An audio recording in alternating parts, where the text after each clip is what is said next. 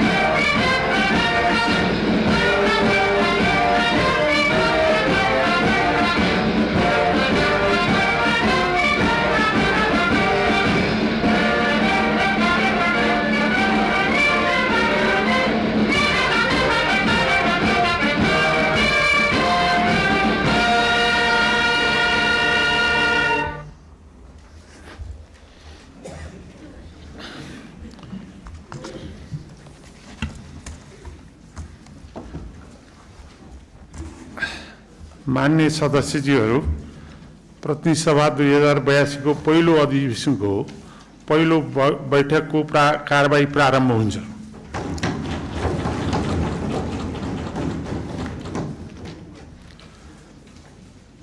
मान्य सदस्यज्यूहरूको के आपत्ति हो? आज बैठकको प्रारम्भिक दिन हो। हामीले प्रतिनिधि सभा नियमावली पारित गर्न अझै बाँकी छ। त्यसैले यसलाई चाहिँ नि अलिकति आजलाई शान्तपूर्ण कुनै विवाद नभइकन अगाडि चलोस् भन्ने हाम्रो हिजोको छलफल पनि हो।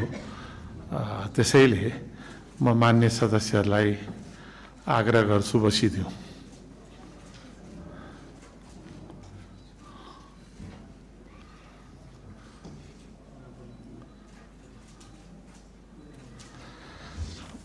मान्य सदस्यहरू बस्नु भएन। त्यसैले यो आफ्ना विचारको अभिव्यक्तिको थल हो। संसदलाई शून्यतामा लानु पनि एकतिर उपयुक्त होइन भने अर्कोतिर आजको प्रथम दिन कुनै पनि किसिमको विवाद नभइकन प्रक्रियागत रूपले चलोस् भन्ने संसदको धारणा पनि हो। तैपनि मान्य सदस्यजीलाई 2 मिनेटभित्र आफ्नो कुरा अभिव्यक्त गर्नको निम्ति म समय दिन्छु। मान्य गुरु बराल, केबाट हो?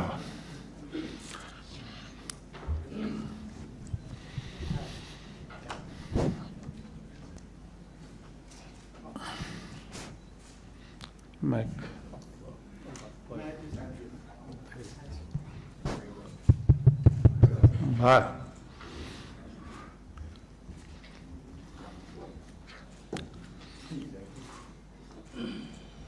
माननीय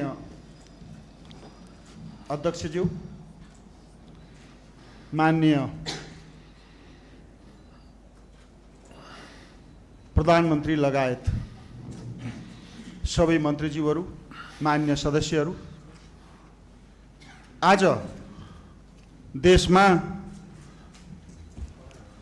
संविधानको बरखिलाफ गतिविधिहरू भइरहेका छन्। नेपालको संविधान भाग 3 को मौलिक हक र कर्तव्यसँग सम्बन्धित विषयको धारा 16 ले हरेक नागरिकलाई सम्मानपूर्वक बाँच्न पाउने हक रहेको छ।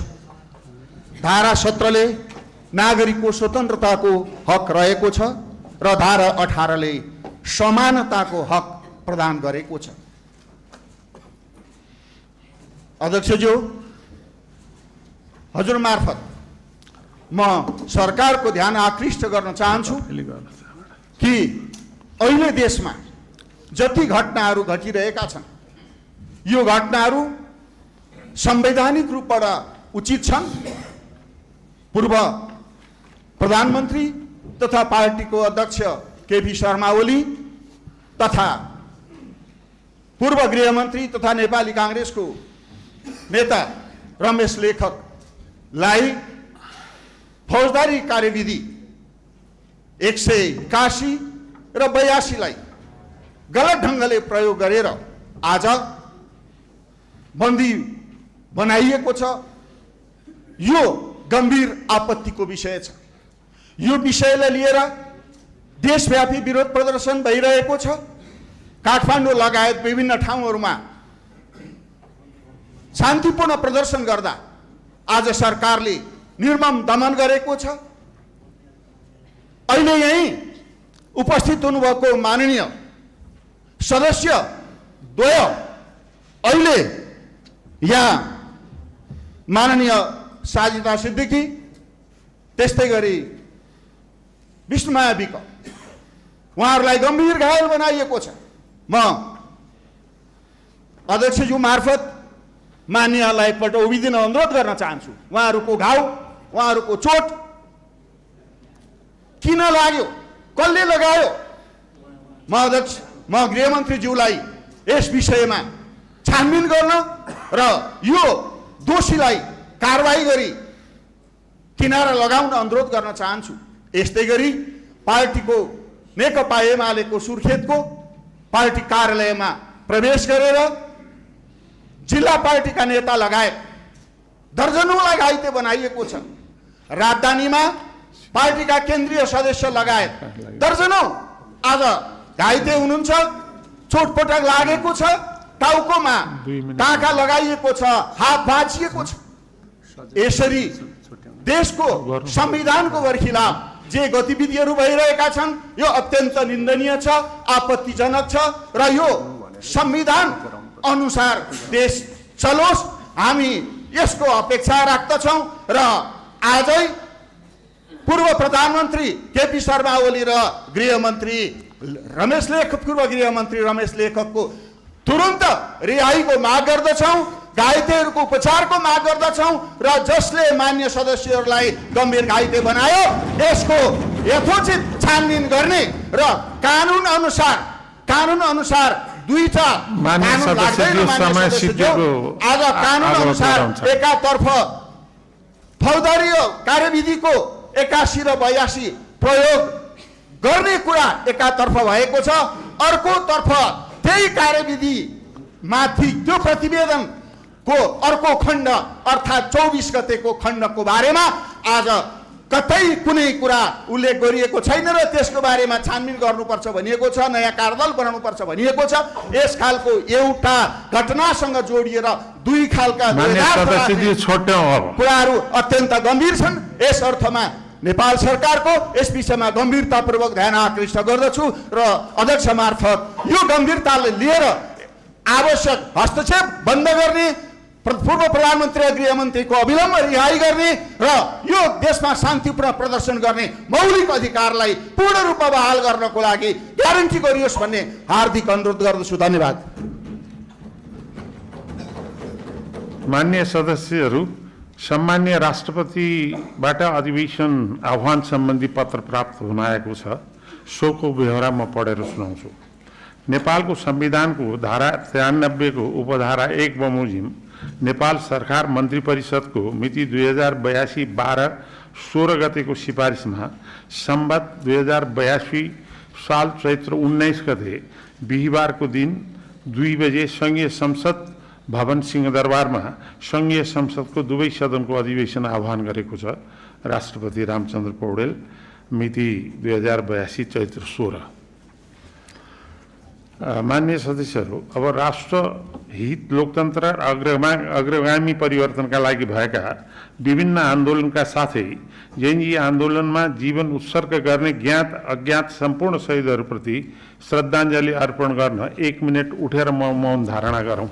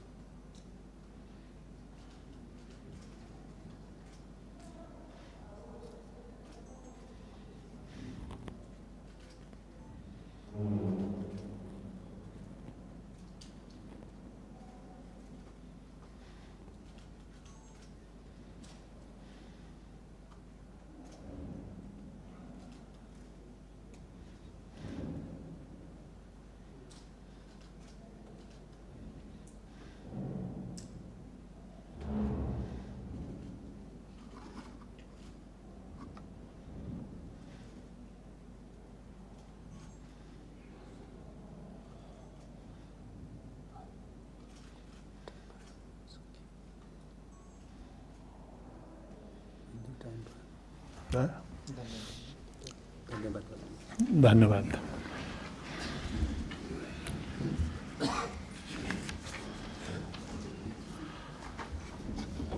माननीय सदस्यहरू, म केही कुरा राख्न चाहन्छु। सर्वप्रथम यस सभाको पहिलो अधिवेशनको पहिलो बैठकमा पाल्नु भएका सम्पूर्ण माननीय सदस्यहरूमा हार्दिक स्वागत गर्दछु।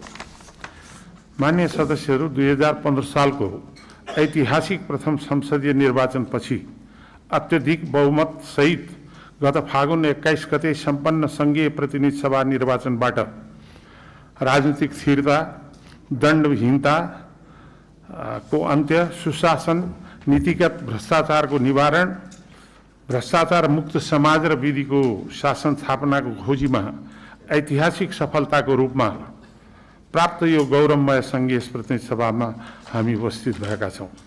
सर्वप्रथम म यस गरिमामय सदनका सम्पूर्ण माननीय सदस्यहरूलाई हार्दिक बधाई दिन चाहन्छु। सम्माननीय प्रधानमन्त्री श्री बालेन्द्र शाहज्यू लगायत बहालमा हुनुभएका सम्पूर्ण मन्त्री परिषदका माननीय मन्त्रीहरूमा हार्दिक बधाई तथा सफलताको शुभकामना व्यक्त गर्दछु।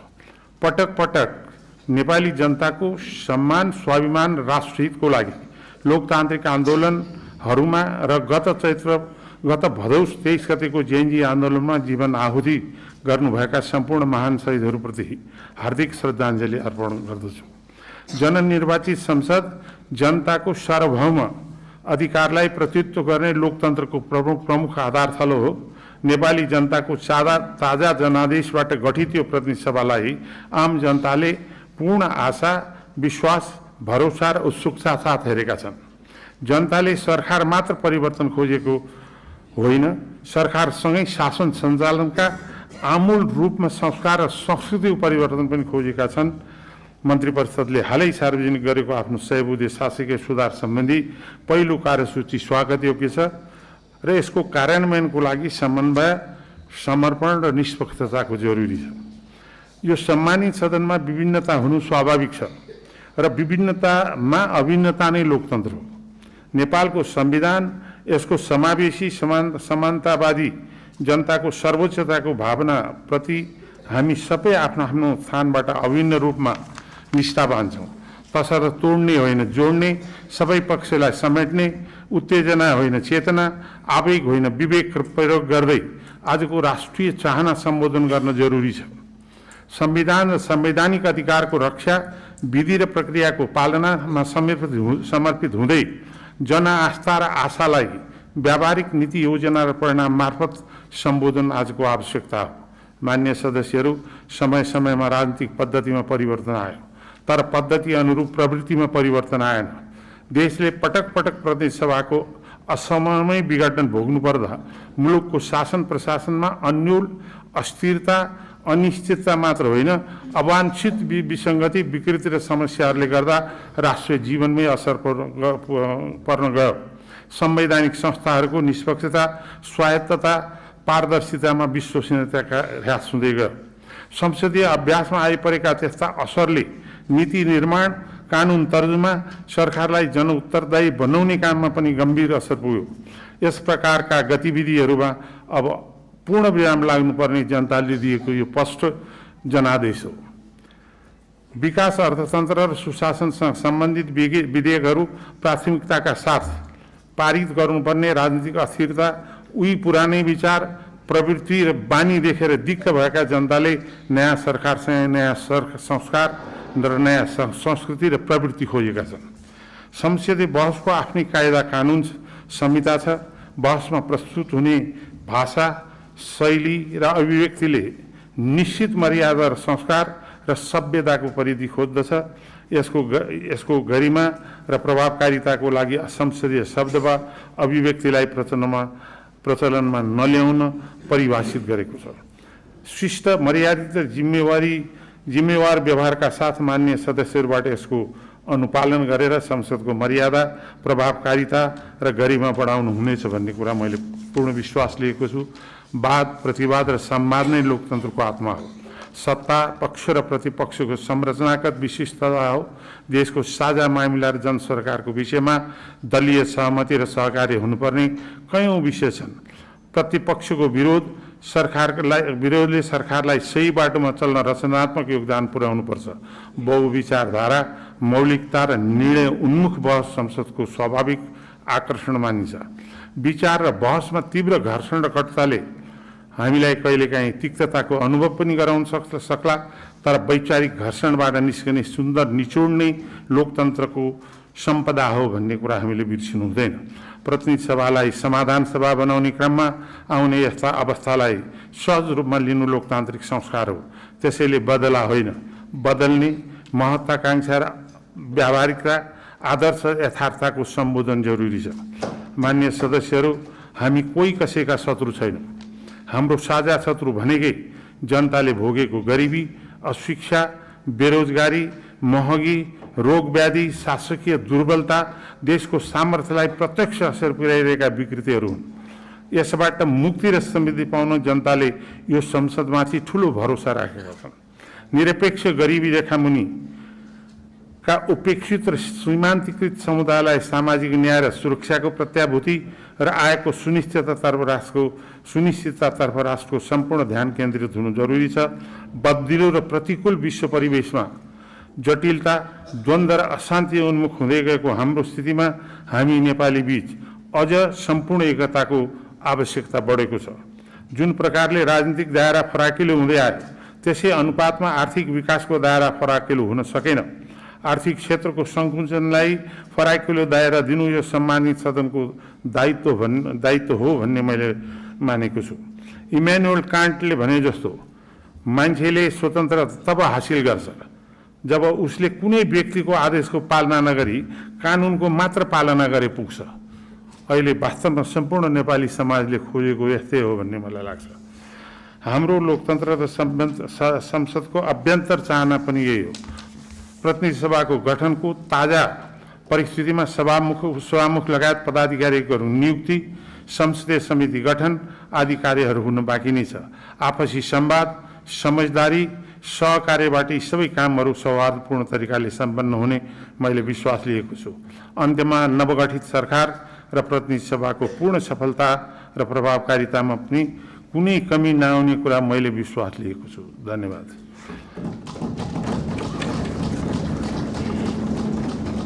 मान्य सदस्यहरू, राष्ट्रपतिको कार्यालयबाट प्राप्त पत्र र सोको व्यवहार म पढेर सुनाउँछु।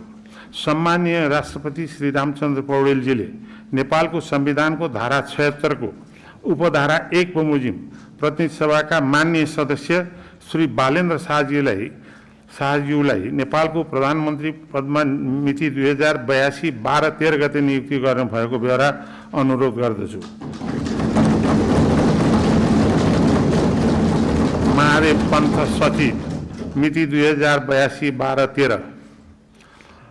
सम्माननीय राष्ट्रपति रामचन्द्र पौडेलजीले संविधानको धारा 76 को उपधारा 9 बमोजिम सम्माननीय प्रधानमन्त्री श्री बालेन्द्र शाहज्यूको सिफारिसमा मिति 2082 12-13 गते देहाय बमोजिमको मन्त्री परिषद गठन गरी कार्यविभाजन समेत गर्नुभएको बेहोरा सादर अनुरोध गर्छु।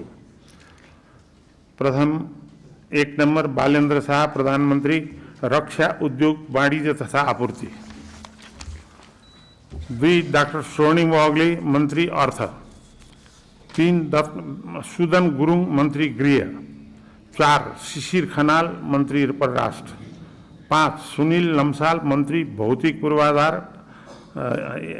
पूर्वाधार तथा यातायात शहरी विकास। 6 विराज भक्त श्रेष्ठ मन्त्री ऊर्जा जलस्रोत तथा सिंचाई। 7 खड्गराज पौडेल मन्त्री संस्कृति पर्यटन तथा नागरिक उड्डयन। 8 सस्मित पोखरेल मन्त्री शिक्षा विज्ञान तथा प्रविधि युवा तथा खेलकुद। 9 निशा मेहता मन्त्री स्वास्थ्य तथा जनसङ्ख्या खानेपानी। 10 डाक्टर विक्रम तिमल सिन्हा मन्त्री सञ्चार तथा सूचना प्रविधि। 11 प्रतिभा रावल मन्त्री सङ्घीय मामिला तथा सामान्य प्रशासन भूमि व्यवस्था सहकारी तथा गरिबी निवारण। 12 शोभिता गौतम मन्त्री कानुन न्याय तथा संसदीय मामिला। 13 श्री गीता चौधरी मन्त्री कृषि तथा पशुपन्छी विकास वन तथा वातावरण। 14 श्री दीपक कुमार शाह मन्त्री श्रम रोजगार तथा सामाजिक सुरक्षा।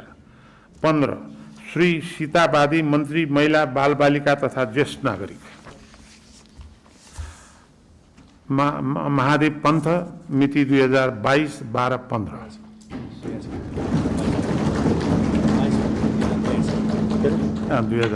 2082-12-15।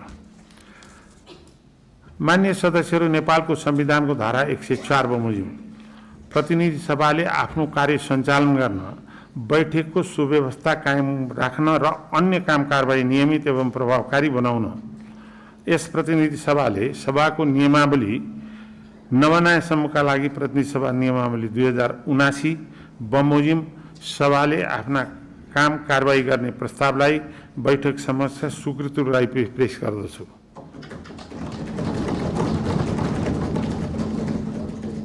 यो प्रस्ताव सर्वसम्मतिबाट पारित भएको हुन्छ हुन्न सबैको ताली आएको छ। यो प्रस्तावको पक्षमा हुने मान्य सदस्यहरूले हुन्छ भन्नुहोला र यसको विपक्षमा हुने मान्य सदस्यहरूले हुन्न भन्नुहोला। यो प्रस्तावको विपक्षमा हुने मान्य सदस्यहरूले यो प्रस्तावको पक्षमा हुने मान्य सदस्यहरूले हुन्छ भन्नुहोला। यो प्रस्तावको विपक्षमा हुने मान्य सदस्यहरूले हुन्न भन्नुहोला। हुन्न भन्ने आवाज सुनिएन, तसर्थ हाललाई प्रतिनिधि सभा नियमावली 2079 बमोजिम सभाको काम कारबाही गर्ने प्रस्ताव सर्वसम्मतिबाट स्वीकृत भएको घोषणा गर्दछु।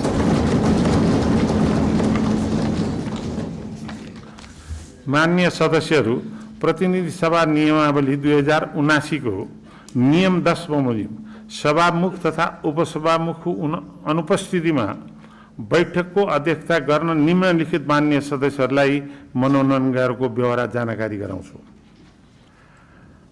माननीय आरएन राई, माननीय गंगा छन्त्याल, माननीय ताहिर अली भाट, माननीय बासना थापा, माननीय विश्वराज पोखरेल, माननीय यज्ञबहादुर बोगटी, माननीय बलावती शर्मा। मान्य सदस्यहरू, अब यस सभाको पहिलो अधिवेशनको अवसरमा दलीय प्रतिनिधित्वको आधारमा बोल्नको लागि मान्य सदस्यको नाम प्राप्त भएको छ। अब म उहाँहरूलाई समय दिन्छु। सर्वप्रथम मान्य रवि लामिछानेलाई बोल्न समय दिन्छु। उहाँको समय 25 मिनट। उहाँले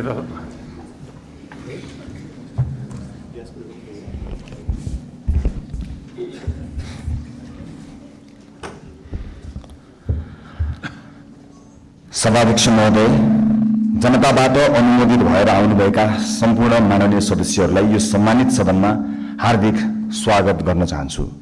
यो संसद राष्ट्र निर्माणका शहीदहरूदेखि जेएनजी शहीदसम्मका बलिदानको सन्तान हो। म ती सम्पूर्ण शहीदहरूप्रति शिर झुकाएर श्रद्धापूर्वक श्रद्धाञ्जली अर्पण गर्दछु। नेपाली जनताले यसपटक ऐतिहासिक रेकर्डका साथ राष्ट्रिय स्वतन्त्र पार्टीलाई करिब 2/3 को मतादेश दिएका छन्। म जनतालाई आभार मात्र प्रकट गर्दिन, यही रोस्ट्रमबाट प्रतिज्ञा गर्छु, यो मतादेशको गुण हामी जिम्मेवारी पूरा गरेर तिर्नेछौँ। यो मतादेशमा जनताको आशा पनि छ, आक्रोश पनि छ। मलाई थाहा छ हामीले पाएको मत समर्थनको मात्र होइन, परिवर्तनको मत हो। हामीलाई जनताले दिएको म्यान्डेट सिंहदरबार चलाउन होइन, सिंहदरबार बदल्न हो। म गर्वका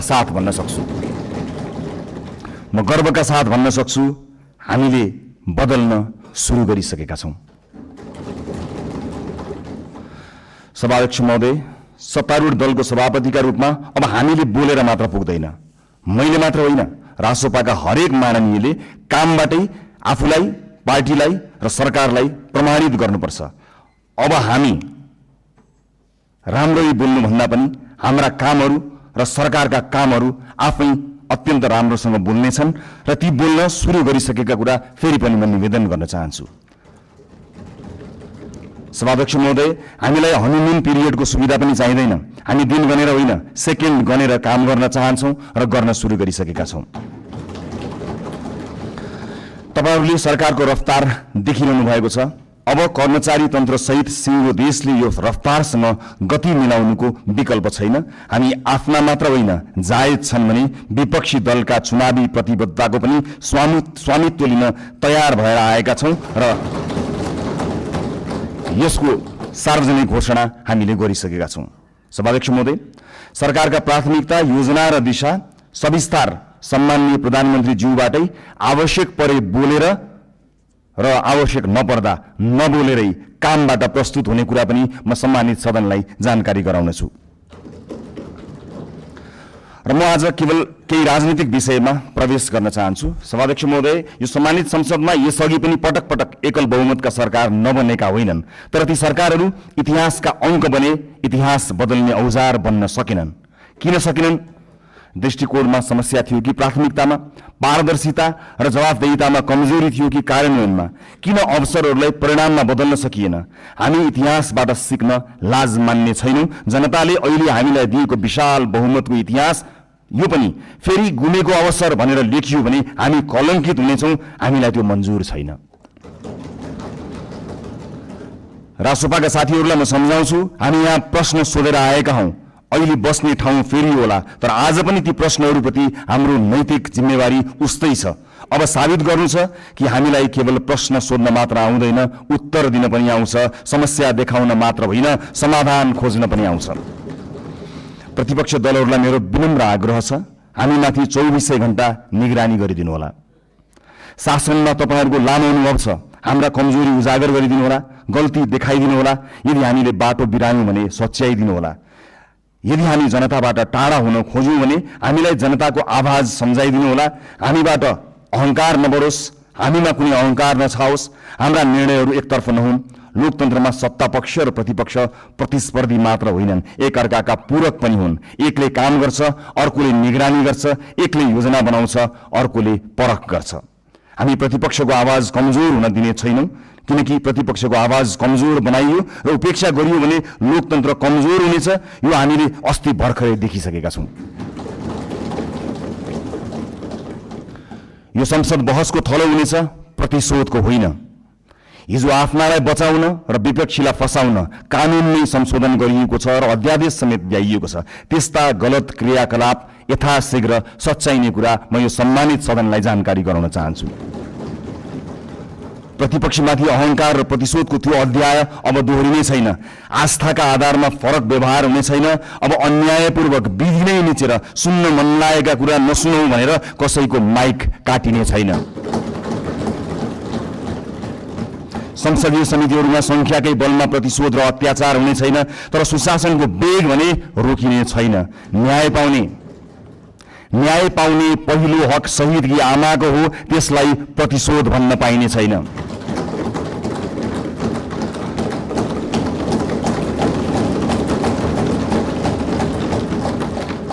यो सरकार जेनजी विद्रोहको पनि सन्तान हो। हिजो संविधान र कानुनको आवरणमा नेता र पार्टीका सिफारिसबाट नियुक्ति लिएकाहरूले स्वैच्छिक रूपमा राजीनामा दिँदै विधिको पालना गर्नमा सहयोग गरिदिनु हुन म अपिल गर्न चाहन्छु। सरकार नयाँ नीति, कानुन, मापदण्ड र मान्यताका आधारमा स्वच्छ र प्रतिस्पर्धात्मक नियुक्ति प्रक्रिया लागू गर्न चाहन्छ। हिजो नियुक्ति लिएका सार्वजनिक सेवा र निकायका पदाधिकारीहरूले स्वेच्छाले मार्ग प्रशस्त गरिदिनु हुनेछ भन्ने अपेक्षा पनि गर्दछु। सभाध्यक्ष महोदय, छिमेकी राष्ट्र र मित्र राष्ट्रसँगका सम्बन्धलाई सडकमा लैजाने र सत्ता छाड्न परेपछि विदेशी चलखेल भन्ने गैर जिम्मेवार र सस्तो खेल अब हुने छैन। प्रतिपक्षलाई समेत साथमा लिएर हामी मित्रवत, सहकार्यपूर्ण र पारदर्शी परराष्ट्र नीति तय गर्नेछौँ। त्यो रणनीतिक र दीर्घकालीन सोचमा आधारित हुनेछ। व्यापार, लगानी, शिक्षा, पर्यटन र प्रविधि मैत्री हुनेछ। त्यसले पहिला राष्ट्रहित र त्योसँगै अन्तर्राष्ट्रिय सम्बन्धमा विश्वास र स्थायित्व सुनिश्चित गर्नेछ। स्वदेशी र विदेशी लगानीकर्तालाई यही रोस्ट्रमबाट मेरो अपिल छ, अब नेपाल लगानीका लागि पूर्ण सुरक्षित छ, किनकि राजनीतिक स्थिरता, कानुनी सुरक्षा र पारदर्शी प्रशासनको हामी ग्यारेन्टी गर्छौँ। प्राकृतिक स्रोत, प्राकृतिक स्रोत र युवा जनशक्तिको यो देशमा अभाव छैन। म गैर आवासीय नेपाली दाजुभाइ दिदीबहिनीहरूलाई अपिल गर्छु, नेपालमा केही गरौँ। तपाईँ नेपालको आर्थिक विकासमा जोडिनुहोस्। हामी एक पटकको नेपाली सधैँको नेपालीको बाचा पूरा गरेरै छाड्छौँ। नेपालको विकाससँग तपाईँको पुँजी, सिप, अनुशासन र आत्मविश्वासलाई जोड्न जे गर्नुपर्छ हामी त्यही गर्छौँ, जसरी पनि गर्छौँ। तपाईँहरूको लगानी सुनिश्चित बनाउनेछौँ, तपाईँहरूको सम्मान सुनिश्चित गर्नेछौँ। देशभित्र म निजी क्षेत्रलाई पूर्ण आश्वस्त पार्न चाहन्छु, बिचौलिया र माफियाहरूले बिगारेको व्यावसायिक वातावरण हामीले सुधार गर्न सुरु गरिसकेका छौँ। नीतिहरू अब बजारमा बेचिने छैनन्, निर्णयहरू कसैको दबावमा बन्ने छैनन्। व्यावसायिक क्षेत्रमा तपाईँहरूले अनुभव गरेको असुरक्षा, अनिश्चितता र दबाव सधैँका लागि समाप्त हुनेछ। बिचौलिया र माफियागिरी अब रहने छैनन्। समान अवसर, पारदर्शिता, निष्पक्षता र व्यावसायिक स्वतन्त्रताको जिम्मा हामी लिन्छौँ, सरकारले लिन्छ। म एउटा प्रसङ्ग यहाँ प्रस्तुत गर्न चाहन्छु। सभामुख महोदय, मेरा मित्र माननीय खगेन्द्र सुनवार निर्वाचित भएर यहाँ आउनुभएको छ। चुनावी दौडका सिलसिलामा उहाँका विषयमा विवाद आउँदा थाहा छैन उहाँले गल्ती गर्नुभयो गर्नु भएन, तर उहाँले माफी माग्नुभयो। यति छिटै माफी माग्नुभयो, भन्नुभयो मबाट त्यस्तो गल्ती भयो जस्तो मलाई लाग्दैन, तर गल्ती भएको रहेछ भनेर माफी माग्नुभयो। म आज यो सिङ्गो सदनबाट सिङ्गो देशलाई भन्न चाहन्छु, गल्ती गरेको हो कि होइन भन्दा अन्यल हुँदा खगेन्द्र सुनारले माफी मागे। खगेन्द्र सुनारहरूमाथि युगौं युगसम्म गरिएको अन्यायको लागि हामीले माफी माग्यौँ।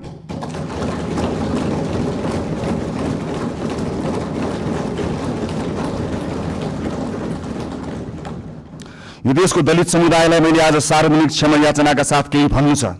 यो सरकार शताब्दीदेखिको विभेदको, अन्यायको, अत्याचारको इतिहाससँग पहिलो पटक सामूहिक र सार्वजनिक माफी माग्दैछ, त्यो पनि यो सदनबाट।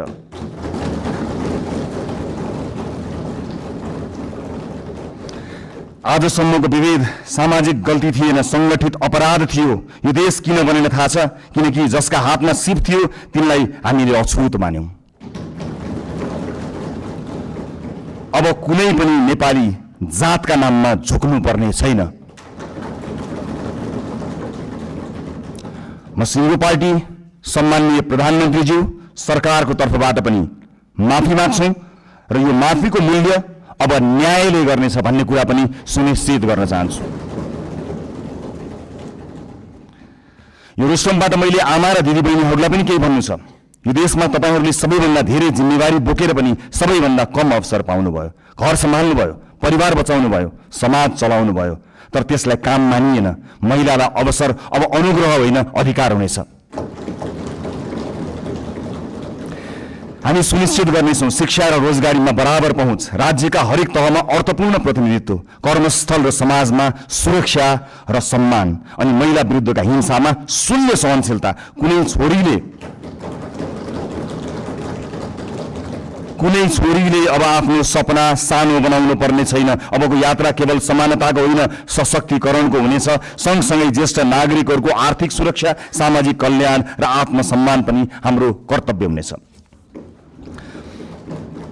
आजको संसदको जनादेशका वास्तविक रचयिता हुनुहुन्छ वैदेशिक रोजगारमा रहेका नेपाली दाजुभाइ दिदीबहिनीहरू। यो देशमा आजसम्म सधैँ तपाईँहरूले पठाएको रेमिटेन्सको कुरा भयो, तर आज म पैसाको होइन, तपाईँहरूले तिर्नुभएको व्यक्तिगत मूल्यको कुरा गर्छु। परिवारबाट अलगिनु भयो, आमा बुवाको साथ गुमाउनु भयो, कलिला छोराछोरीको बाल्यकाल गुमाउनु भयो, चाडपर्वको रमाइलो, परिवारको माया, आफ्नो गाउँघरको न्यानोपन गुमाउनु भयो। कतिले आमा बाबुको मृत्युमा काँध थाप्न पाउनु भएन, कतिले सन्तानको पहिलो पाइला देख्न पाउनु भएन। आज म यहीँबाट क्षमा याचनाका साथ स्वीकार गर्छु, यो देशले तपाईँहरूको त्यागको उचित सम्मान गरेन। अब तपाईँहरूको पीडा केवल कथा बन्ने छैन, नीति बन्ने छ, राज्यको प्राथमिकता बन्ने छ।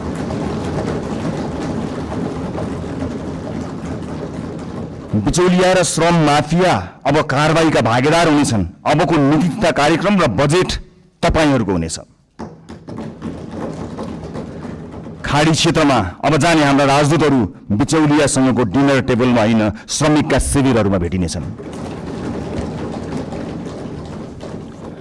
मैले युवा साथीहरूलाई विशेष अपिल गर्नु छ, यो परिवर्तन पनि तपाईहरूको हो, यो सरकार पनि तपाईहरूको हो, यो संसद पनि तपाईहरूको सङ्घर्ष, तपाईहरूको आवाज र तपाईहरूको विश्वासको परिणाम हो यो संसद।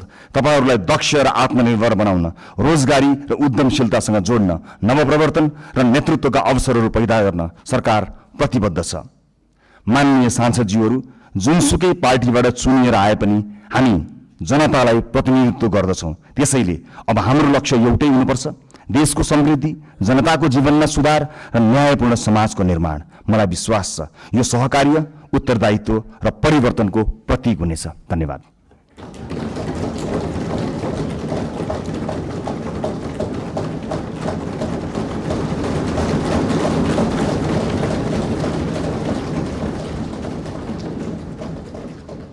मान्य भीष्मराज आङदम्बे, समय 10 मिनट।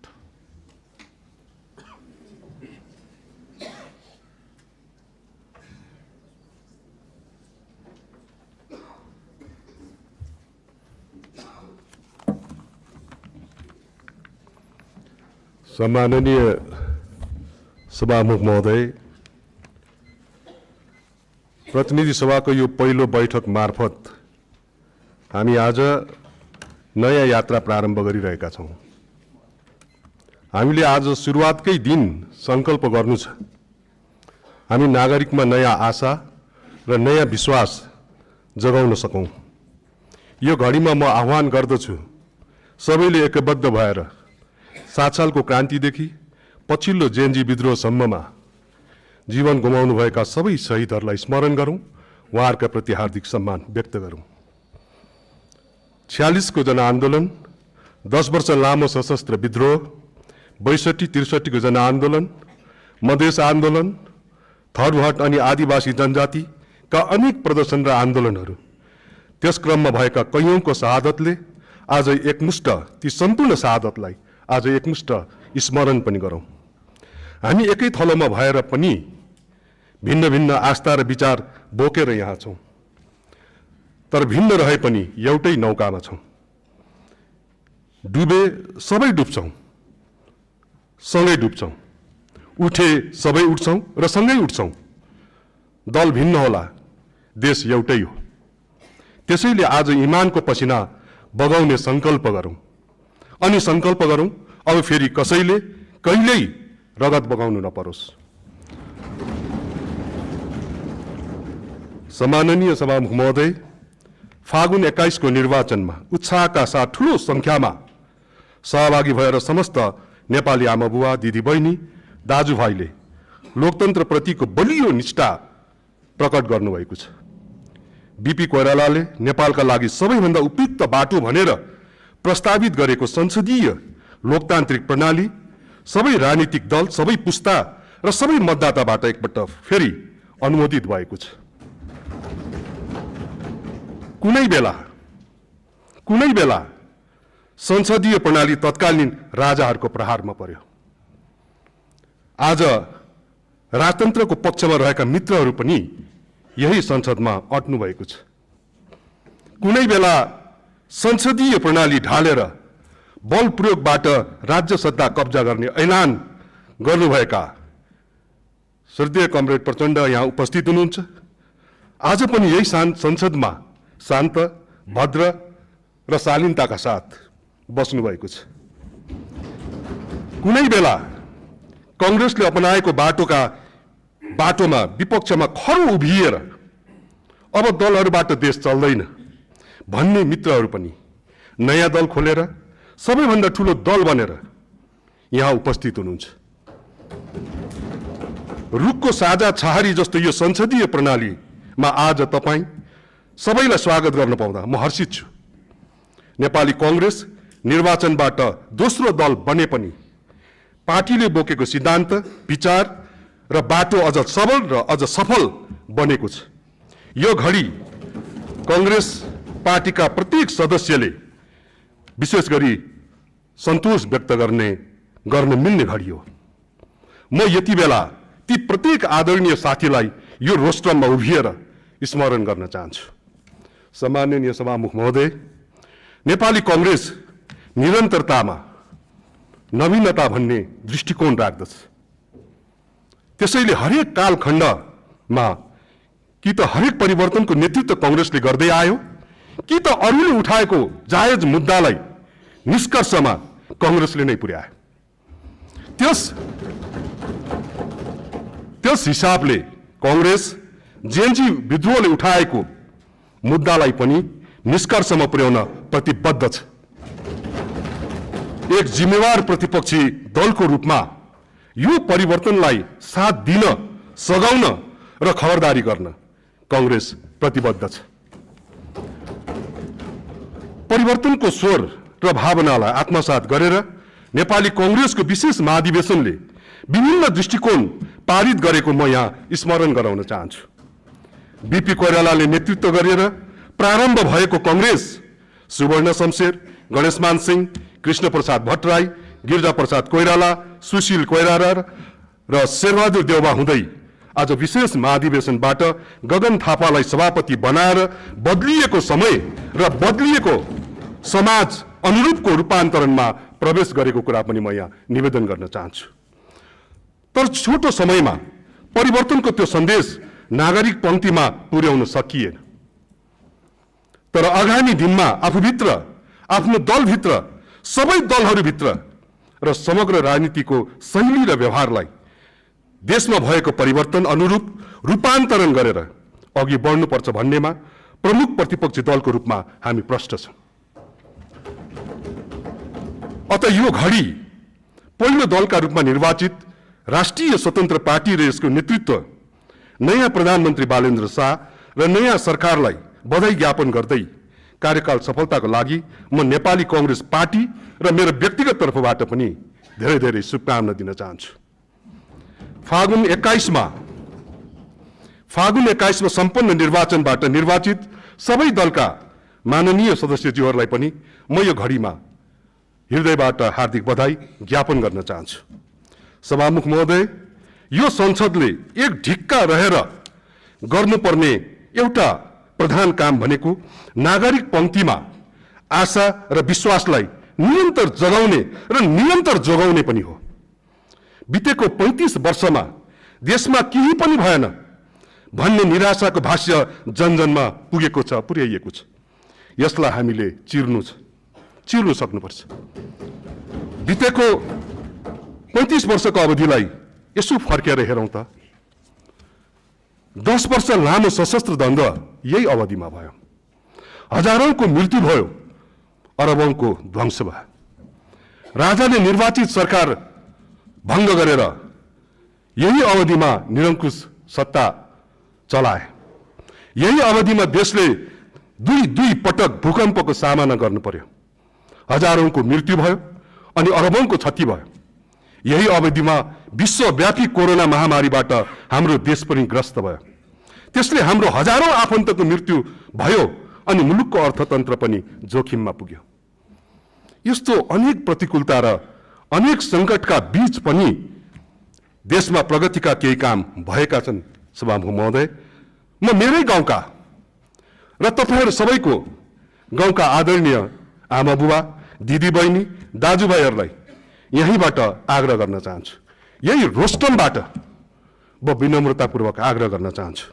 यसो सोच्नुस् त, गाउँमा आएको बाटो 46 सालको परिवर्तनपछि आएको हो कि होइन? टुकी र दियालोमा बाँच्न अभिशप्त जिन्दगी पछिल्लो चोटि आज बलेको, घर घरमा बलेको बिजुली यही अवधिमा जोडिएको होइन र? हिजो भन्दा आज धेरै गाउँका धेरैका आँगनमा पुगेको खानेपानीको सुविधा यही अवधिमा निर्माण गरिएका परियोजना र जोडिएका धाराबाट आएको होइन र? गाउँमा दुःख सुख खुलेका स्वास्थ्य चौकी अनि बीमाको नीति के यही अवधिमा सुरु भएको होइन र? अनि म सोध्न चाहन्छु दुर्गम गाउँको पनि हातमा पुगेको सञ्चार सुविधा यो देशमा केही पनि नभएको उदाहरण हो कि केही सुरुवात भएको नमुना हो? म सोध्न चाहन्छु बैंक, वित्तीय संस्थाहरू, एयरलाइन्सहरू, सञ्चार माध्यमहरू लगायतका निजी क्षेत्रको यत्रो विस्तार के यही अवधिमा देशले गरेको एउटा प्रगति होइन र? हो, योभन्दा बढी हुन सक्दथ्यो, हुनु पर्दथ्यो। तर एकातिर अनेक प्रतिकूलताका कारण हुन सकेन, अर्कातिर हाम्रा शासकीय कमजोरीका कारण हुन सकेन। यसप्रति हामी आत्मालोचित छौँ। म विनम्रतापूर्वक यो शब्द फेरि दोहोऱ्याउन चाहन्छु, यसप्रति हामी आत्मालोचित छौँ। तर जो भए ती सबै हामी सबैको प्रयासले भएको हो। अर्थात् केही पनि भएन भन्ने निराशाको सत्यको जगमा उभिएको छैन सभामुख महोदय। अर्थात् केही पनि भएन भन्ने निराशा सत्यको जगमा उभिएको छैन। हामीले भएको कुरा नागरिकलाई बुझाएर गर्न बाँकी धेरै कामहरू पूरा गर्ने संकल्प गर्नु छ।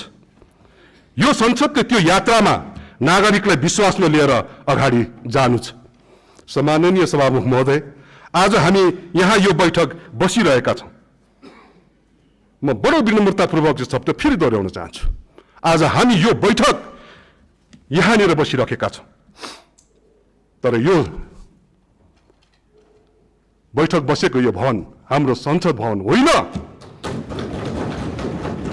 हाम्रो संसद भवन भदौ 24 गते खरानी भयो। त्यो बेला खरानीलाई सम्झौँ अनि संकल्प गरौँ, हामी यसरी काम गरौँ ताकि भविष्यमा यो देशलाई खरानी बनाउने कोही अघि नसरुन्। सभामुख महोदय, किन खरानी भयो संसद भवन? किन जल्यो सिंहदरबार? हस्, किन जल्यो सिंहदरबार? किन ध्वस्त बनाइए अनेकौं भौतिक संरचना? म सभामुख महोदय मार्फत सरकारलाई ध्यान आकर्षण गराउन चाहन्छु। भदौ 23 र 24 दुवै दिनका घटनालाई एक केलाउन जरुरी छ। कसैले 23 गतेको घटना देख्ने, कसैले 23 गतेको घटना देख्ने, 24 को नदेख्ने, कसैले 24 को ध्वंस देख्ने, कसैले 24 को ध्वंस देख्ने, 23 को दमन नदेख्ने। यो प्रवृत्ति एकदम गलत छ। हुँदा सरकारले बनाएको जाँच आयोगले सम्म 23 गतेको घटनाको अनुसन्धान गर्यो, कारबाहीको सिफारिस गर्यो, तर 24 को घटनाको अनुसन्धान भ्याइएन भनेर भन्यो। यो कस्तो तरिका हो? यो कस्तो तरिका हो? पटक समय थप्ने तर समय पुगेन भन्ने यो कर्म जाँच आयोगमा रहेका व्यक्तिहरूबाट नियतवश भएको होइन भनेर भन्न मिल्ने देखिन्न। नयाँ प्रधानमन्त्रीजीलाई श्रद्धेय सभामुखज्यू मार्फत म ध्यान आकर्षण गराउन चाहन्छु। जाँच आयोगको प्रतिवेदन स्वयं सरकारले सार्वजनिक गर्ने कि सरकारले पनि गोरखापत्र पढ्ने? प्रधानमन्त्रीज्यू, म आग्रह गर्न चाहन्छु सरकारले सूचबुझपूर्ण ढङ्गबाट कानुन र प्रक्रियाको मर्यादा राखेर आफूलाई प्रस्तुत गरोस्। कांग्रेस दोषी कोही उम्किनुहुन्न, निर्दोष कोही फस्नुहुन्न भन्ने मान्यता विगतदेखि नै बोक्दै आएको पार्टी हो। यो मान्यतामा हामी आज पनि प्रष्ट र दृढ छौँ। अन्तमा सम्माननीय सभामुख महोदय, जेएनजी विद्रोह जस्तै विद्रोह र विस्फोट भविष्यमा हुन नदिन हामीले साँच्चै नयाँ र दूरदर्शी ढङ्गले सोच्न र काम गर्न जरुरी छ। किनकि बितेको 75 वर्षमा कुनै पनि प्रधानमन्त्रीले लगातार 5 वर्षको शासन गर्न सकेनन्। म सोध्दिनँ आजका नयाँ प्रधानमन्त्रीको नियतिमा के लेखिएको छ, म सोध्दिनँ। बरु म पूरा कार्यकालको लागि उहाँलाई शुभकामना दिन चाहन्छु। तपाईलाई देशका लागि राम्रो गर्न हाम्रो प्रष्ट साथ रहनेछ। तर संविधान विपरीत कुनै कर्म भए, नागरिकले गरेको अपेक्षा विपरीत कार्य भए हाम्रो खबरदारी गरेर अघिल्तिर हुनेछौँ, यो पनि म यहाँ राख्न चाहन्छु। हामी चाहन्छौँ नयाँ संसद र नयाँ सरकारले समाजमा आपसी सद्भाव, राज्य प्रशासनमा सुशासन र समग्रमा समुन्नतिको यात्रालाई गतिशील बनाउन ध्यान केन्द्रित गरोस्। र अन्तमा एसईई परीक्षा दिइरहेका विद्यार्थीहरूलाई शुभकामना दिँदै म सरकार, संसद र सबै राजनीतिक दललाई ध्यान आकर्षण गराउन चाहन्छु। ती विद्यार्थीको सफलता तिनले उत्तर पुस्तिकामा के लेख्छन् भन्नेमा मात्रै होइन, हामी अब संसद र सरकारमा रहेर के गर्छौँ भन्नेमा तिनको जिन्दगीको सफलता या असफलता छ। हामी काम गर्दा तिनै किशोर किशोरीको भावना र भविष्यलाई केन्द्रमा राखेर काम गरौँ। म त्यो आग्रह गर्दै नेपाली कांग्रेसका तर्फबाट सबैलाई फेरि पनि सम्मान गर्दै निर्वाचन सम्पन्न गराउन निरन्तर दृढ साथ साथ दिने सम्माननीय रामचन्द्र पौडेलज्यू, नेतृत्व गर्ने स्वर्गीय सुशीला कार्की र उहाँको नेतृत्वको सरकार अनि अहरात्र खटेर निर्वाचन सम्पन्न गराउने निर्वाचन आयोग, सबै सुरक्षा निकाय, निर्वाचन प्रहरी र सबै आदरणीय पत्रकार मित्रहरूमा श्रद्धा प्रकट गर्दछु। धन्यवाद। जय नेपाल। माननीय रामबहादुर थापा, समय 8 मिनट।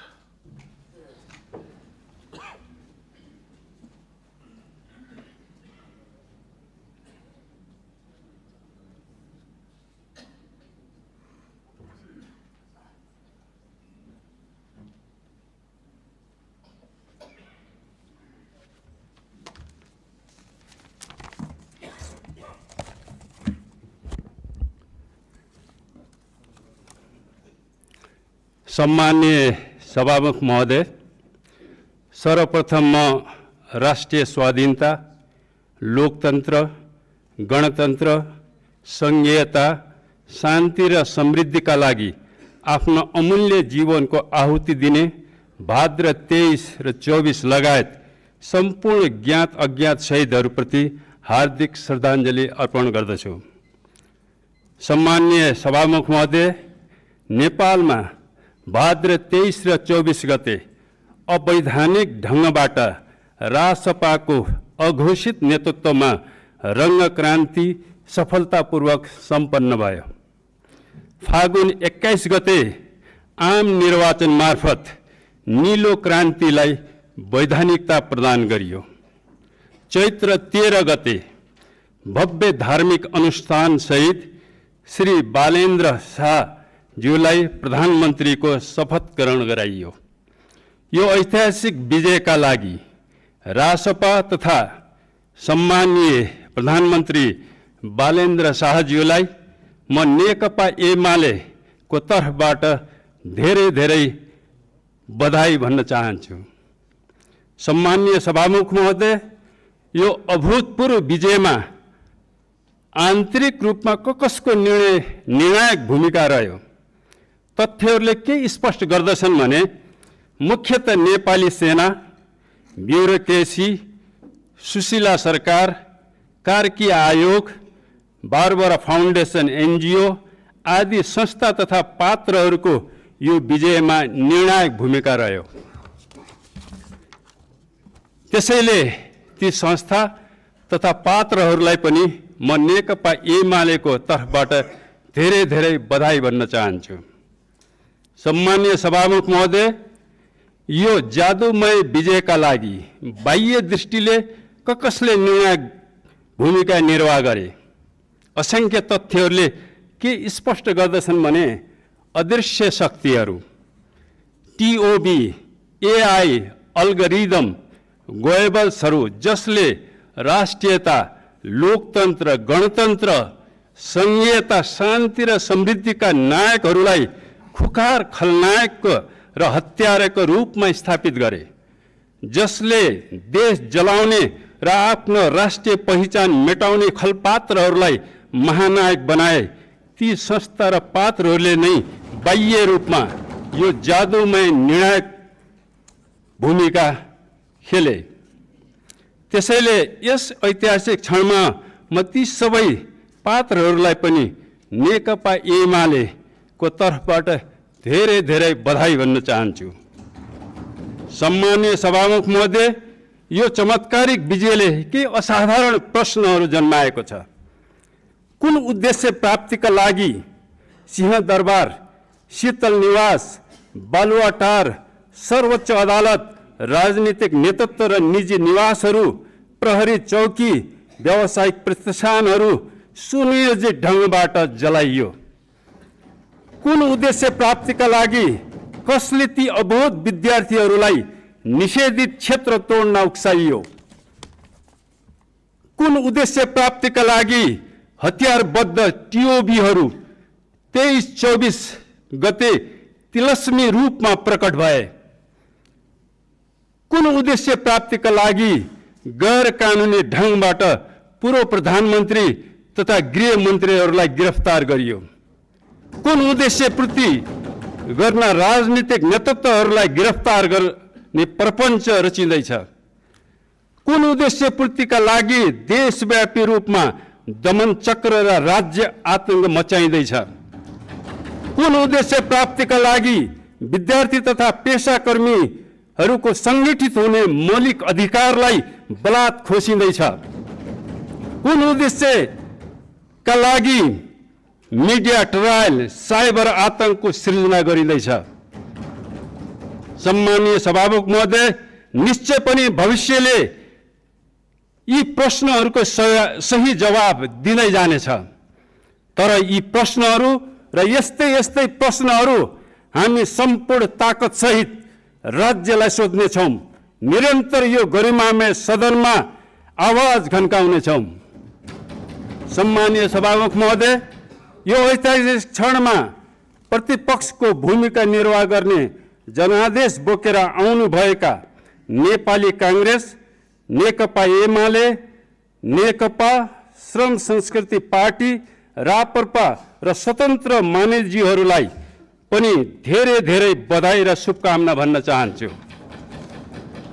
सम्मानीय सभामुख महोदय, अन्त्यमा यो अभूतपूर्व विजयले पराजित पक्षलाई पनि गम्भीर शिक्षा दिएको छ। यसले आफ्ना कमी कमजोरीहरूलाई सच्याउने अवसर दिएको छ। यो पराजय फगत अस्थायी हो। पराजित सेनाले छिट्टै सिक्दछ, त्यसले पराजयलाई छिट्टै विजयमा बदल्न सक्दछ। धन्यवाद।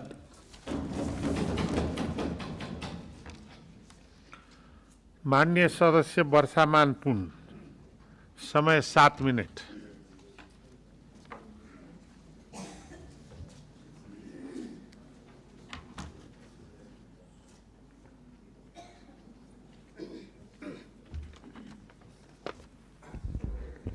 सम्माननीय सभामुख महोदय, हामी यो पहिलो अधिवेशनमा उपस्थित छौँ। सर्वप्रथम हामी जनप्रतिनिधिको रूपमा मात्र होइन, इतिहासको साक्षीको रूपमा, सङ्घर्षका उत्तराधिकारी, त्यसैगरी भविष्यका निर्माणकर्ताको रूपमा यहाँ उपस्थित भएका छौँ। यस अर्थमा कि मेरो दल नेपाली कम्युनिस्ट पार्टीको तर्फबाट यहाँहरू सबैलाई हार्दिक बधाई तथा शुभकामना व्यक्त गर्न चाहन्छु।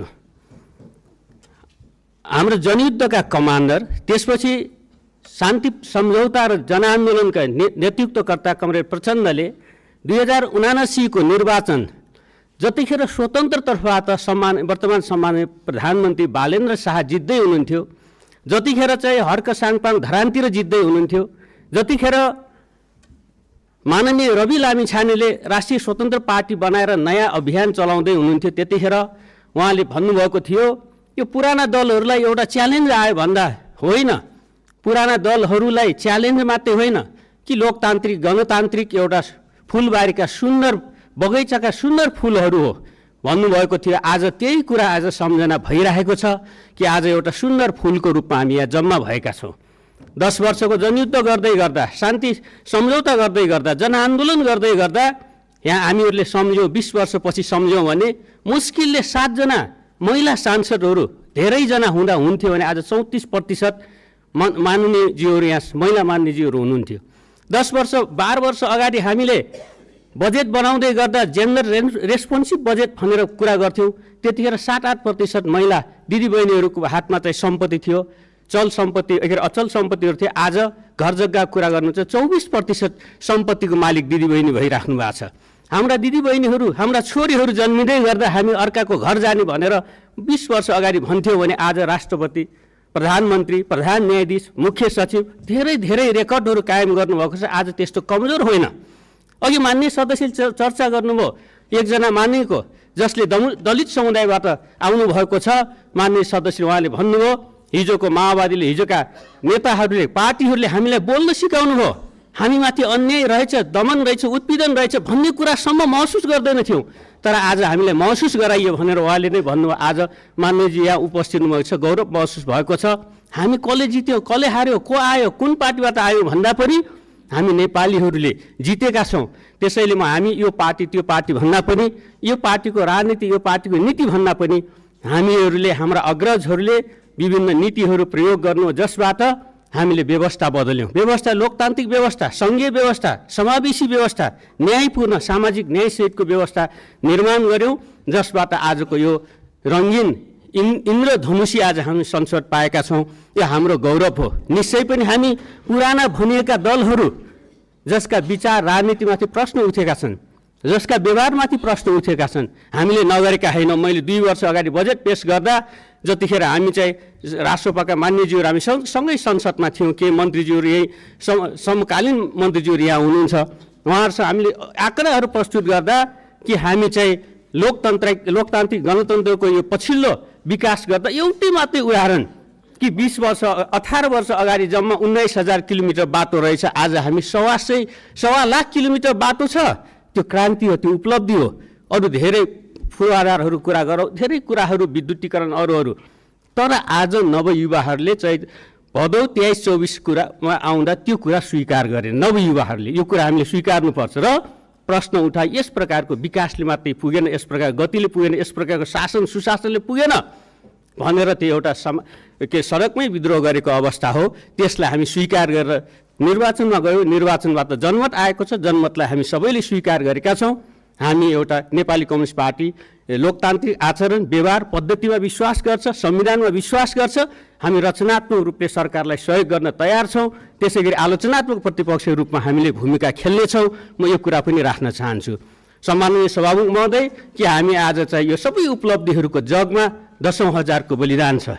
जनयुद्धको बलिदान, जनआन्दोलनको बलिदान, मधेस आन्दोलनको योगदान, धेरै कुरो पछिल्लो जेनजी नवयुवाहरूको आन्दोलनसम्म सबै त्यो चाहिँ आन्दोलनका शहीदहरूप्रति म आफ्नो दलको तर्फबाट सम्मान र श्रद्धाञ्जली व्यक्त गर्न चाहन्छु। सबै घाइते अपाङ्गता भएका साथीहरूको शीघ्र स्वास्थ्य लाभको कामना गर्न चाहन्छु। शहीद बेपत्ता परिवारहरू जसमाथि सम्मान व्यक्त गर्न चाहन्छु, जसले यो अवस्थासम्म हामीलाई ल्याउनु भएको छ। निश्चय पनि हामीले हाम्रा कमजोरीहरू के भए, हिजो शासन गर्दा प्रशासन गर्दा के पुगेनन्, केही पनि नगरेका होइनन्, गऱ्यौँ तर पुगेनन्। नपुगेका कुराहरू हामीले आत्मसमीक्षा गर्छौँ, खोटल्छौँ, जनतामा जान्छौँ। र म यही कुरामा एउटा चाहिँ सत्तारूढ दलको रूपमा राष्ट्रिय स्वतन्त्र पार्टी, यसको सभापति माननीय रवि लामिछाने, सम्माननीय प्रधानमन्त्री बालेन्द्र शाह, यहाँहरू सबैलाई मेरो आफ्नो ऐतिहासिक पृष्ठभूमि या अनुभव यहाँ सेयर गर्न चाहन्छु भने 2064 सालतिर तत्कालीन नेकपा माओवादीले यस्तै खालको झन्डै यस्तै विजय हासिल गरेको थियो। 2074 सालतिर चाहिँ हामी 2 दल मिलेर चाहिँ प्रतिस्पर्धा गऱ्यौँ, पछि चाहिँ हामी पार्टी एकता गऱ्यौँ। झन्डै 2/3 बहुमत थियो। हामीले त्यसलाई सदुपयोग गर्न जानेनौँ, सकेनौँ। हाम्रा सीमाहरू व्यक्त गरे। यस्ता हाम्रा कमीहरूलाई यहाँहरूले शिक्षा लिएर अगाडि कि पार्टीलाई लैजाने, देशलाई लैजाने कुरा गर्नुहोस्। त्यो हाम्रो आफ्नै अनुभव छ कि हामी त्यो कुरालाई तपाईँहरूलाई हामी चाहिँ सहयोग गर्न तयार छौँ। राष्ट्र निर्माणको लागि, राष्ट्रिय स्वाधीनताको लागि, सामाजिक न्याय रूपान्तरणको लागि हाम्रा जति अभ्यास भएका छन्, संविधान संशोधन धेरै कुराहरू पनि यहाँहरूले उठाउनु भएको छ। त्यो कुराहरूमा लोकतन्त्र, गणतन्त्र, समावेशितामा सम्झौता हुन सक्दैन। त्यसलाई अझ परिमार्जन गर्ने, लोकतन्त्रलाई अझ सर्भिसिङ गर्नको लागि हामी तयार छौँ। हाम्रो सहयोग रहन्छ। यो कुराहरू हामी मैले यहाँ राख्न चाहन्छु यहाँहरूसँग। र चाहिँ अन्तिमतिर आउँदा चाहिँ निश्चय पनि नयाँ जनमत आएको छ, यो हामीले स्वीकार गरेका छौँ। यो जनमतलाई चाहिँ हामीले सम्मान पनि गर्छौँ। यहाँहरूलाई काम गर्ने र एउटा खबरदारी, पूर्ववक्ता मान्यले भन्नुभयो जस्तै हामी खबरदारी गर्ने, सचेत रूपले सक्रिय रूपले खबरदारी गर्नेछौँ। यो हाउसलाई सभामुखजीको निर्वाचनपछि एउटा जीवन्त हाउसको रूपमा साँच्चीकै नेपाल, नेपाली जनता, नेपाली राष्ट्रियताको लागि हाम्रो शिर उच्च बनाउँदै विश्वभरि चाहिँ हाम्रो देशलाई चिनाउन सक्ने, हाम्रो युवाहरूलाई देशभित्र नै रोजगारी सिर्जना गर्न सक्ने, हाम्रो अर्थतन्त्रलाई सुदृढ गर्न सक्ने। आज पनि विश्व द्वन्द्वमा छ, भू राजनीति असाध्यै जटिल अवस्थामा छ। धेरै विज्ञ, सामान्य प्रधानमन्त्रीदेखि अर्थमन्त्रीसम्म, धेरै पार्टीका सभापतिज्यू मान्यसम्म विज्ञ हुनुहुन्छ। तर यो सबै कुरालाई सन्तुलन गर्दै हाम्रो राष्ट्रिय स्वाधीनतालाई बलियो बनाउने, देशलाई बलियो बनाउने, हाम्रा जनताका आकाङ्क्षाहरूलाई सम्बोधन गर्ने यहाँहरूको जिम्मेवारी छ। त्यसलाई हाम्रो सहयोग रहन्छ। र हिजोका उपलब्धिहरू मात्रै होइनन्, हिजोका दायित्वहरू पनि छन्। कयौँ कारणले पुरा नभएका शान्ति सम्झौता, त्यसपछिका चाहिँ सङ्क्रमणकालीन न्यायका विषयहरू छन्। त्यसमा पनि अवश्य पनि सरकारले स्वामित्व लिनेछ, किनभने कुनै पार्टी विशेषको होइन, परिवर्तनका लागि भएका आन्दोलनहरूका दायित्वहरू छन्। लगायतका कुराहरूमा हामी सहकार्य गर्न तयार छौँ। निश्चय पनि हामी कसैले अहङ्कार या कसैले लघुताभास गर्न जरुरी छैन। हाम्रा आफ्ना विचार छन्, सिद्धान्त छन्। हामीले आफ्ना विचार सिद्धान्तहरू राख्ने हो, तर देश जनतालाई केन्द्रमा राखेर त्यसमा चाहिँ हामी सहकार्य गर्न हामी चाहिँ तयार छौँ। यति कुराहरू राख्दै फेरि पनि हामी सबै मान्यजीहरूप्रति बधाई शुभकामना व्यक्त गर्दै बिदा हुन्छु। धन्यवाद।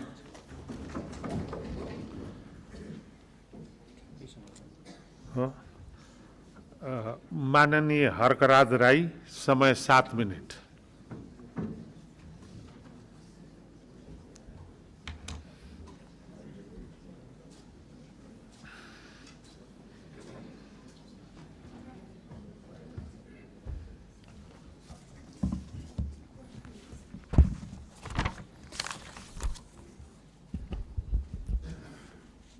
सम्माननीय सभामुख महोदय, सर्वप्रथम त म सबैजनालाई हार्दिक शुभकामना र बधाई ज्ञापन गर्न चाहन्छु।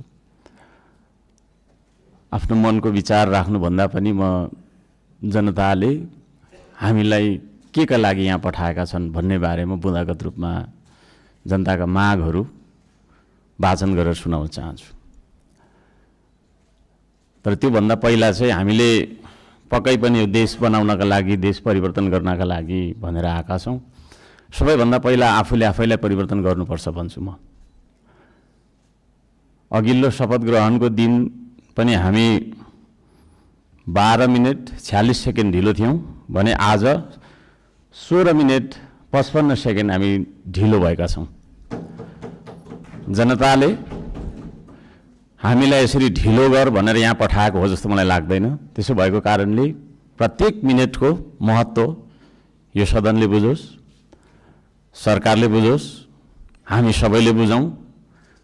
नेपाली हो, नेपाली समय हो, 2 बजीको बैठक 3 बजी जाँदा पनि हुन्छ, 4 बजी जाँदा पनि हुन्छ, जे गर्दा पनि नेपाल हो, नेपाली हो भन्ने खालको जुन भाष्य हामीले मनमा लिएर बसेका छौँ, यही सबैभन्दा मुख्य कारण हो हामीले उन्नति गर्न नसक्नुको। त्यसो भएको कारणले गर्दाखेरि सभामुख महोदय मार्फत म सम्पूर्ण सदन, सरकार सबैलाई ध्यान आकर्षण गराउन चाहन्छु। आउँदा दिनमा हामी बैठक सुरु हुनुभन्दा थोरैमा पनि 5 मिनट अगाडि उपस्थित हुनुपर्छ। म यो माग राख्न चाहन्छु। हामी विभेदको अन्त्य गर्छौँ भनेर यहाँ भनिरहेका छौँ। भर्खरै पनि पूर्ववक्ता माननीयज्यूहरूले थुप्रै कुराहरू राख्नुभयो, आफ्नो मनको कुराहरू। तर यहाँ यही सदनभित्र पनि विभेद भइरहेको छ। सत्ता पक्षले 30 मिनट बोल्दा पनि हुने, 40 मिनट बोल्दा पनि हुने, प्रतिपक्षले अलि सानोले होइन 3 मिनटमा सकिहाल्नुपर्ने, 2 मिनटमा सक्नुपर्ने। हामी पनि जनताले चुनेर पठाएका जनमत प्राप्त जनप्रतिनिधि हौँ। त्यसो भएको कारणले गर्दाखेरि हामीले आफ्ना क्षेत्रका आवश्यकताहरू, आफ्ना तपाईँको चाहिँ के अरे मागहरू राख्नका लागि प्रशस्त समय दिनुपर्दछ। त्यो खालको सदन हामीले बनाएर हामीले त्यो खालको सदन अभ्यास गर्नुपर्दछ भन्ने माग राख्न चाहन्छु। म आफ्नो मनको कथा म यहाँ गाउन चाहन्न।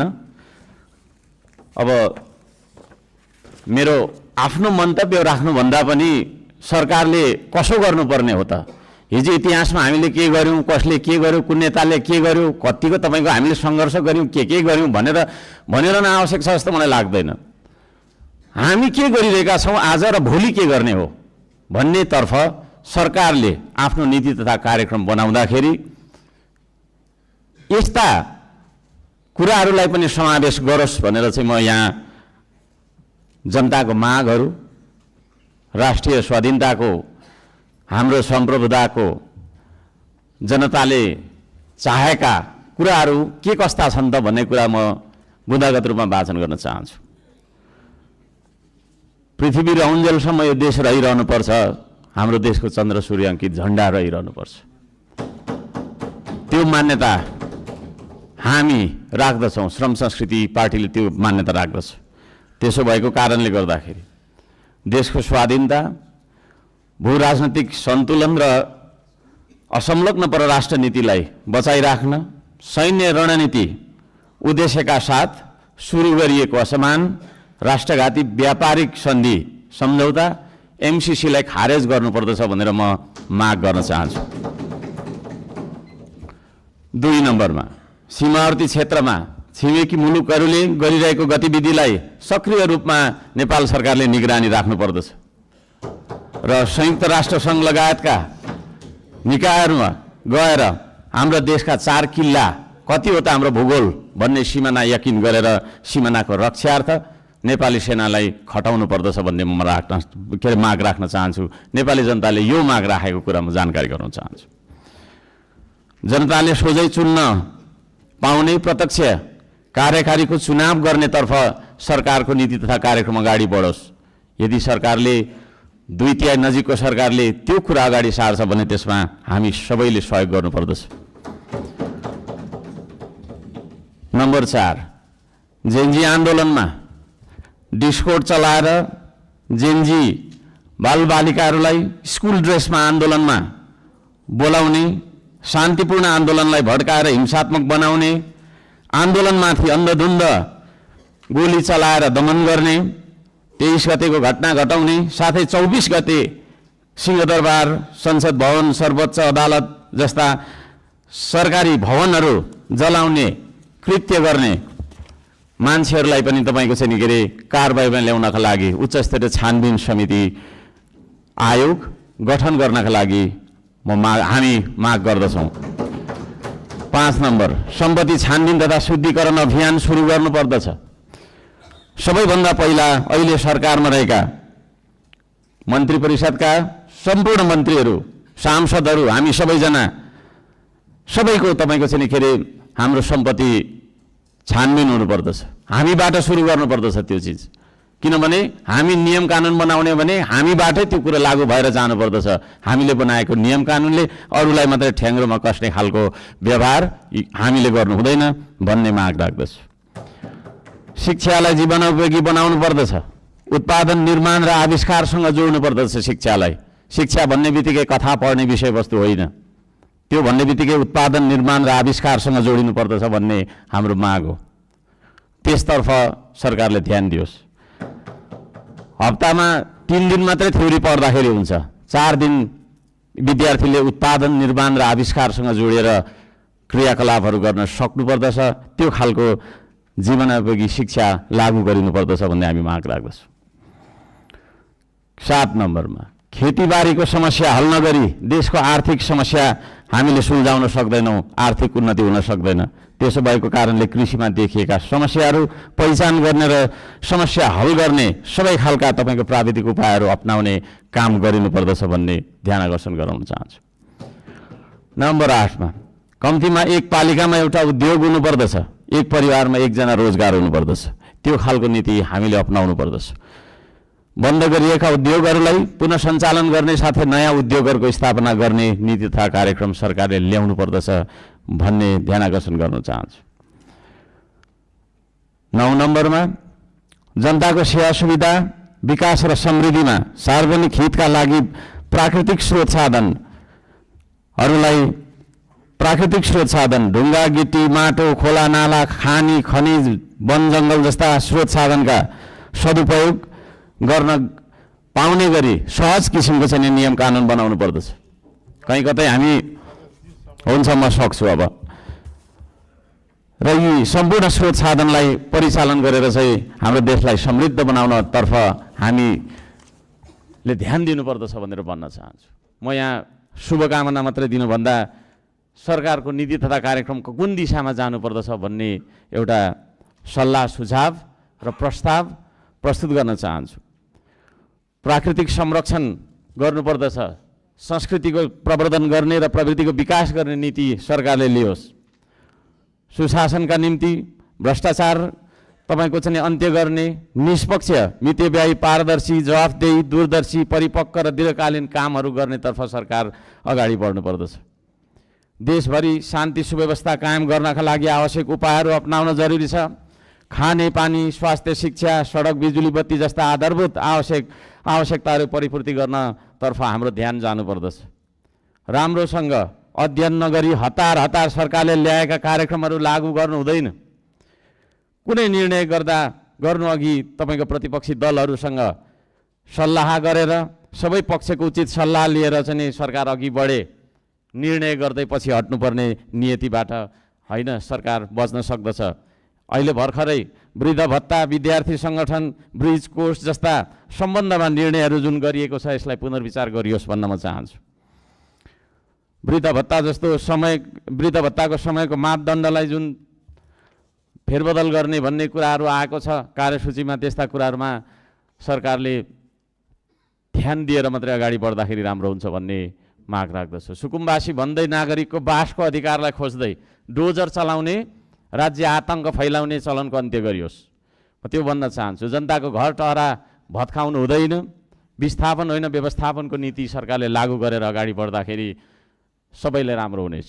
दशकौँदेखि बस्दै आएका भूमिहीन सुकुम्बासीहरूको स्वामित्व दिने गरी लाल पूर्जाको व्यवस्था गरोस् भनेर पनि म भन्न चाहन्छु। किसान मजदुर सुकुम्बासीका समस्या पहिचान गरी समाधानको पहल गर्ने, धनीको मात्रै होइन गरिबको पनि हो यो देश भन्ने खालको आभास हामीलाई हुनुपर्दछ र जनतालाई पनि त्यो आभास भएको हुनुपर्दछ। त्यसतर्फ सरकारले काम गरोस् भन्ने म अनुरोध गर्न चाहन्छु। उपत्यका बाहिर पनि नेपाल छ भन्ने कुरा हामीले व्यवहारबाट जनाउनुपर्छ। यो काठमाडौँ उपत्यका मात्रै नेपाल हो भन्ने किसिमले सबै विकास चाहिँ यहाँभित्र मात्रै थोपार्ने किसिमको चाहिँ विकास हुनु हुँदैन भनेर म ध्यानकर्षण गर्न चाहन्छु। सबै खाले विभेदको अन्त्य गरिनुपर्दछ। भूपू गोर्खा सैनिकहरूको समान पेन्सनका लागि नेपाल सरकारले आवश्यक सबै खालका पहलहरू गरोस्। नेपाल सरकारले गरेको सन्धि मार्फत चाहिँ नि गएका भूपू गोर्खाहरूलाई नागरिकता कायम राखेर चाहिँ नि उहाँहरूलाई एउटा नागरिकको दर्जामा राख्ने नियम, त्यो खालको चाहिँ नीति हामीले अवलम्बन गर्नुपर्दछ भनेर ध्यान आकर्षण गराउन चाहन्छु।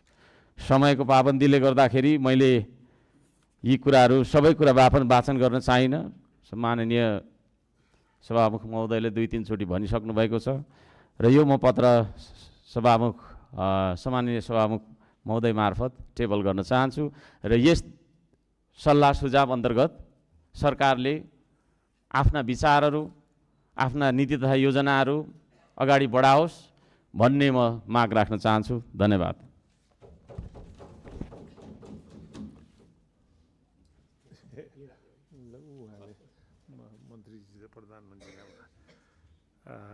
माननीय ज्ञानबहादुर शाही, समय 7 मिनट।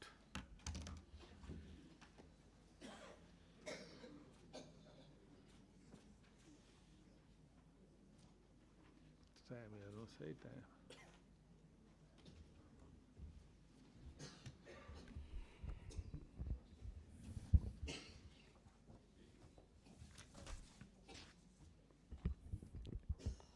सम्माननीय सभामुख महोदय, सर्वप्रथम त आज यो संसदको रोस्टममा आउँदै गर्दा देशले धेरै ठुलो क्षतिहरू बेहोरेको छ। ज्ञात अज्ञात शहीदहरूप्रति, ती 76 जना युवा साथीहरूप्रति हार्दिक श्रद्धाञ्जली व्यक्त गर्न चाहन्छु। सम्माननीय सभामुखज्यू, माननीय सदस्यज्यूहरू सम्पूर्णमा हार्दिक मङ्गलमय शुभकामना व्यक्त गर्न चाहन्छु। नेपाल सरकारका सम्माननीय प्रधानमन्त्री बालेन्द्र शाह तथा उहाँको सम्पूर्ण मन्त्री परिषदलाई कार्य सफलताको हार्दिक मङ्गलमय शुभकामना व्यक्त गर्दछु। आज यस संसदको रोस्टरमा उभिँदै गर्दा मलाई झन्डै 3.5 वर्ष अघिको त्यो क्षण स्मरण भइरहेको छ। त्यति बेला पनि हामी यही संसदको रोस्टरमा उभिएर तत्कालीन सरकारलाई जनताप्रति उत्तरदायी बन्न, विधिको शासनको पालना गर्न, बहुमतको अहङ्कार नगर्न सचेत गराएका थियौँ। किनकि बहुमत क्षणिक हुन्छ, केही दिनको न्यानो मात्रै हो, स्थायी सत्य होइन बहुमत। तर दुर्भाग्यवश त्यो सरकारले जनताको आवाज सुनेन। परिणामस्वरूप केवल सरकार मात्रै ढलेन, देश नै अशान्तिको ज्वालामा होमियो। भौतिक संरचनाहरू दिनहाडै जले, सिंहदरबार जले, संसद भवन समेतसम्म आगलागीको चपेटामा पर्यो र आज हामी बाध्य भएर एउटा बैठक कक्षलाई संसद भवन मानेर कार्य सञ्चालन गरिरहेका छौँ। यो अहिलेको सरकारलाई हेक्कार होस्।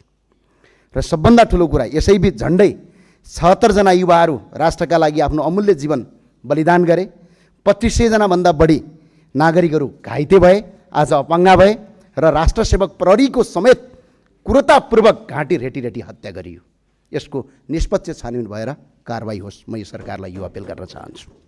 र साथसाथै यस्ता पीडादायी घटनाका बावजुद जनताको मतबाट स्थापित वर्तमान सरकार जनताको हितमा समर्पित होस्, म यही शुभकामना व्यक्त गर्न चाहन्छु। विगतका कमजोरीहरू नहदोरियुन् भन्ने आशा गर्दछु। जनताको आवाज सुन्ने, विधिको शासनमा आधारित कानुन सम्मत तथा प्रजातान्त्रिक मूल्य र मान्यतामा अडिग शासन सञ्चालन होस्, मेरो यही हार्दिक मङ्गलमय शुभकामना यो सरकारलाई छ।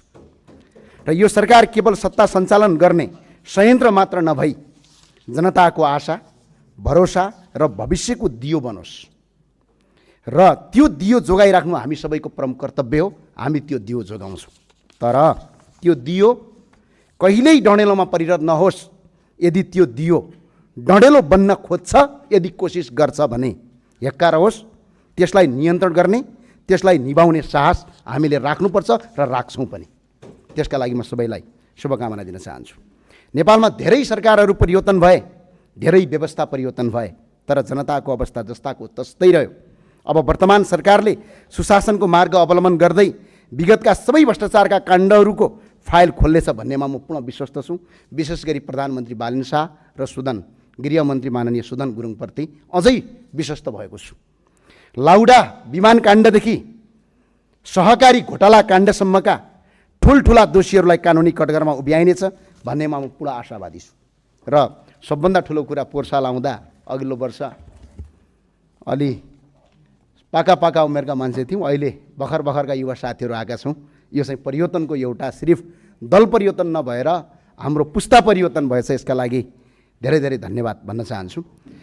सडकको किनारमा मकै पोलेर, साग बेचेर, पसिना र रगत बगाएर संलग्न गरिएको सहकारीको रकम हडप्ने भ्रष्टाचारीलाई कानुनको कटघरामा उभ्याइनेछ र पीडितको रकम सरकारबाट होइन, ती अपराधीहरूको 3 पुस्ते सम्पत्ति जफत गरेर तिराइनेछ भन्ने कुरामा सरकारसँग म पूर्ण आशावादी छु।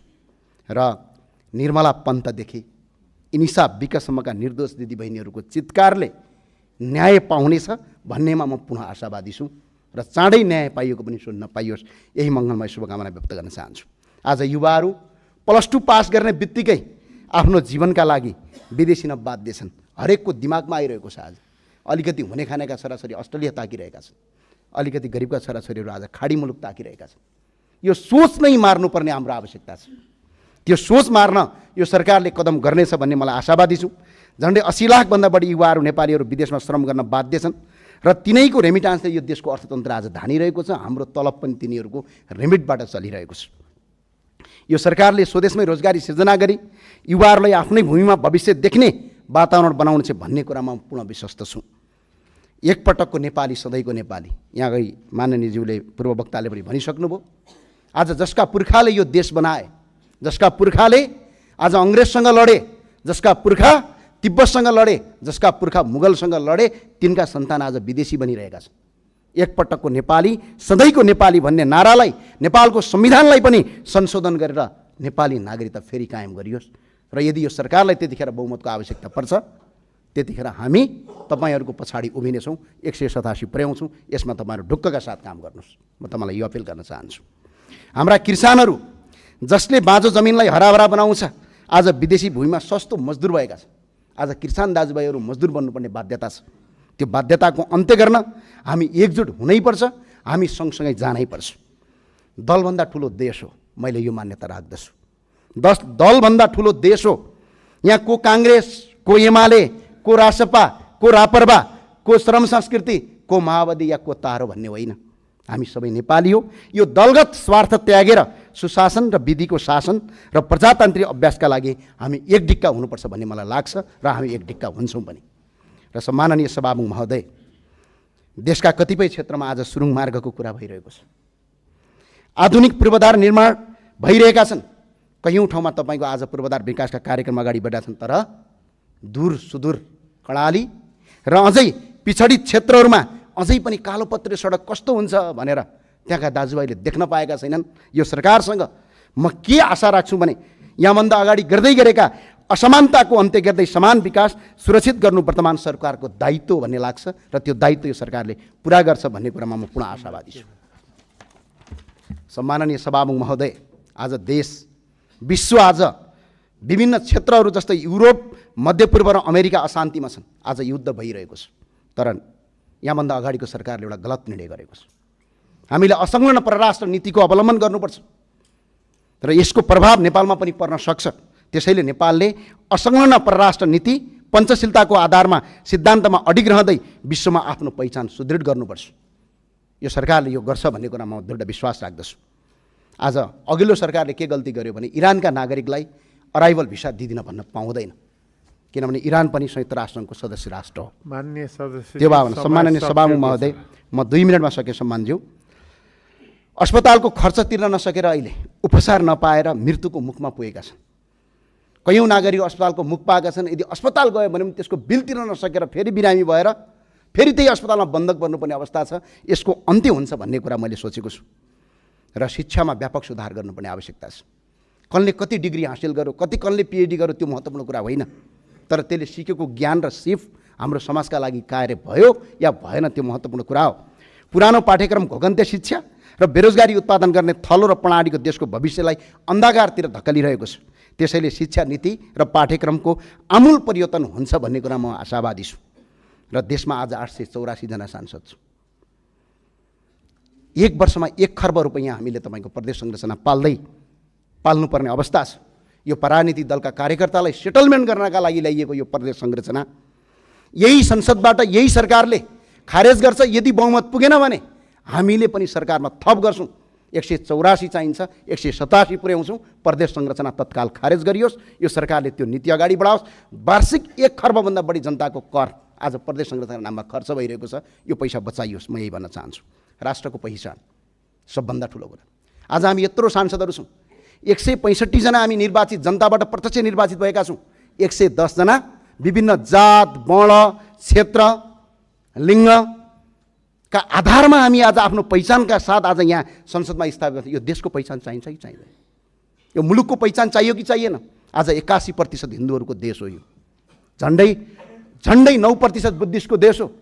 3% भन्दा बढी किराँत र 5% मुसलमानहरूको देश हो। यो हिन्दू, बुद्ध, किराँत सहितको वैदिक सनातन हिन्दू अधिराज्य नेपालको संविधानको तपाईँको धारा 4 धर्म निरपेक्षता होइन धर्म सापेक्षता नेपाल गरियोस्। हिन्दू अधिराज्य घोषणा गरियोस्। यही अपिल गर्न चाहन्छु। सम्माननीय सभामुखज्यू, म अब जम्मा 30 सेकेन्डदेखि 50 सेकेन्ड 60 सेकेन्ड भनौँ अब सम्मानज्यू। नेपालको इतिहास राष्ट्र संस्था र जनताबाट बनेको। आज जुन देशमा आज हामी उभिरहेका छौँ यो राष्ट्र संस्था र जनता मिलेर बनाएको देश हो। कुनै दलका नेता र कुनै कार्यकर्ताले बनाएको देश होइन। त्यो भएको हुनाले राष्ट्रिय एकता, स्थायित्व र ऐतिहासिक निरन्तरताका लागि संवैधानिक राष्ट्र संस्थाको पुनर्विचारबारे गम्भीर विमर्श गर्दै संवैधानिक राष्ट्र संस्थाको स्थापना गर्ने कार्यमा सरकार अगाडि बढोस्। म यही भन्न चाहन्छु र साथसाथै सबैलाई मेरो अपिल के छ भने प्रतिपक्ष यो सरकार सबको साझा रहोस्, हामी सबैको साझा रहौँ र अहिलेको सरकारलाई र हामी सबै सांसदलाई यो आज पहिलो बैठकको पहिलो दिन भएको हुँदा अझ रचनात्मक रूपमा अगाडि बढौँ। तपाईँ हामी सबैलाई र हामी लगायत सबैलाई हार्दिक मङ्गलमय शुभकामना व्यक्त गर्न चाहन्छु। जय राष्ट्रवाद, जय नेपाल। धन्यवाद। माननीय महावीर पुन, समय 5 मिनट।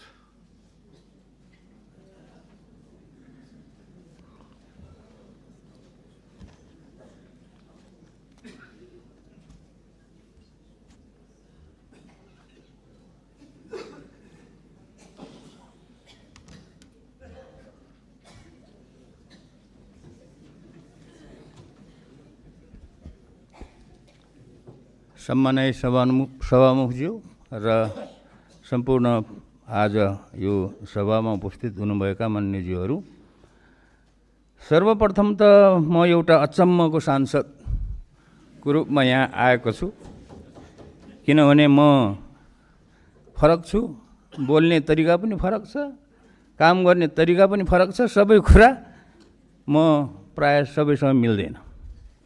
त्यसैले म आफ्नो परिचय पनि दिन चाहन्छु र म कसरी यो ठाउँमा आउनै नपर्ने मान्छे यो ठाउँमा कसरी आइपुगेँ भन्न पनि चाहन्छु। म अमेरिकामा पढेर नेपालमा 2049 साल भाद्र महिनामा आएको र अहिलेसम्म 33 वर्षभन्दा बढी काटिसक्यो।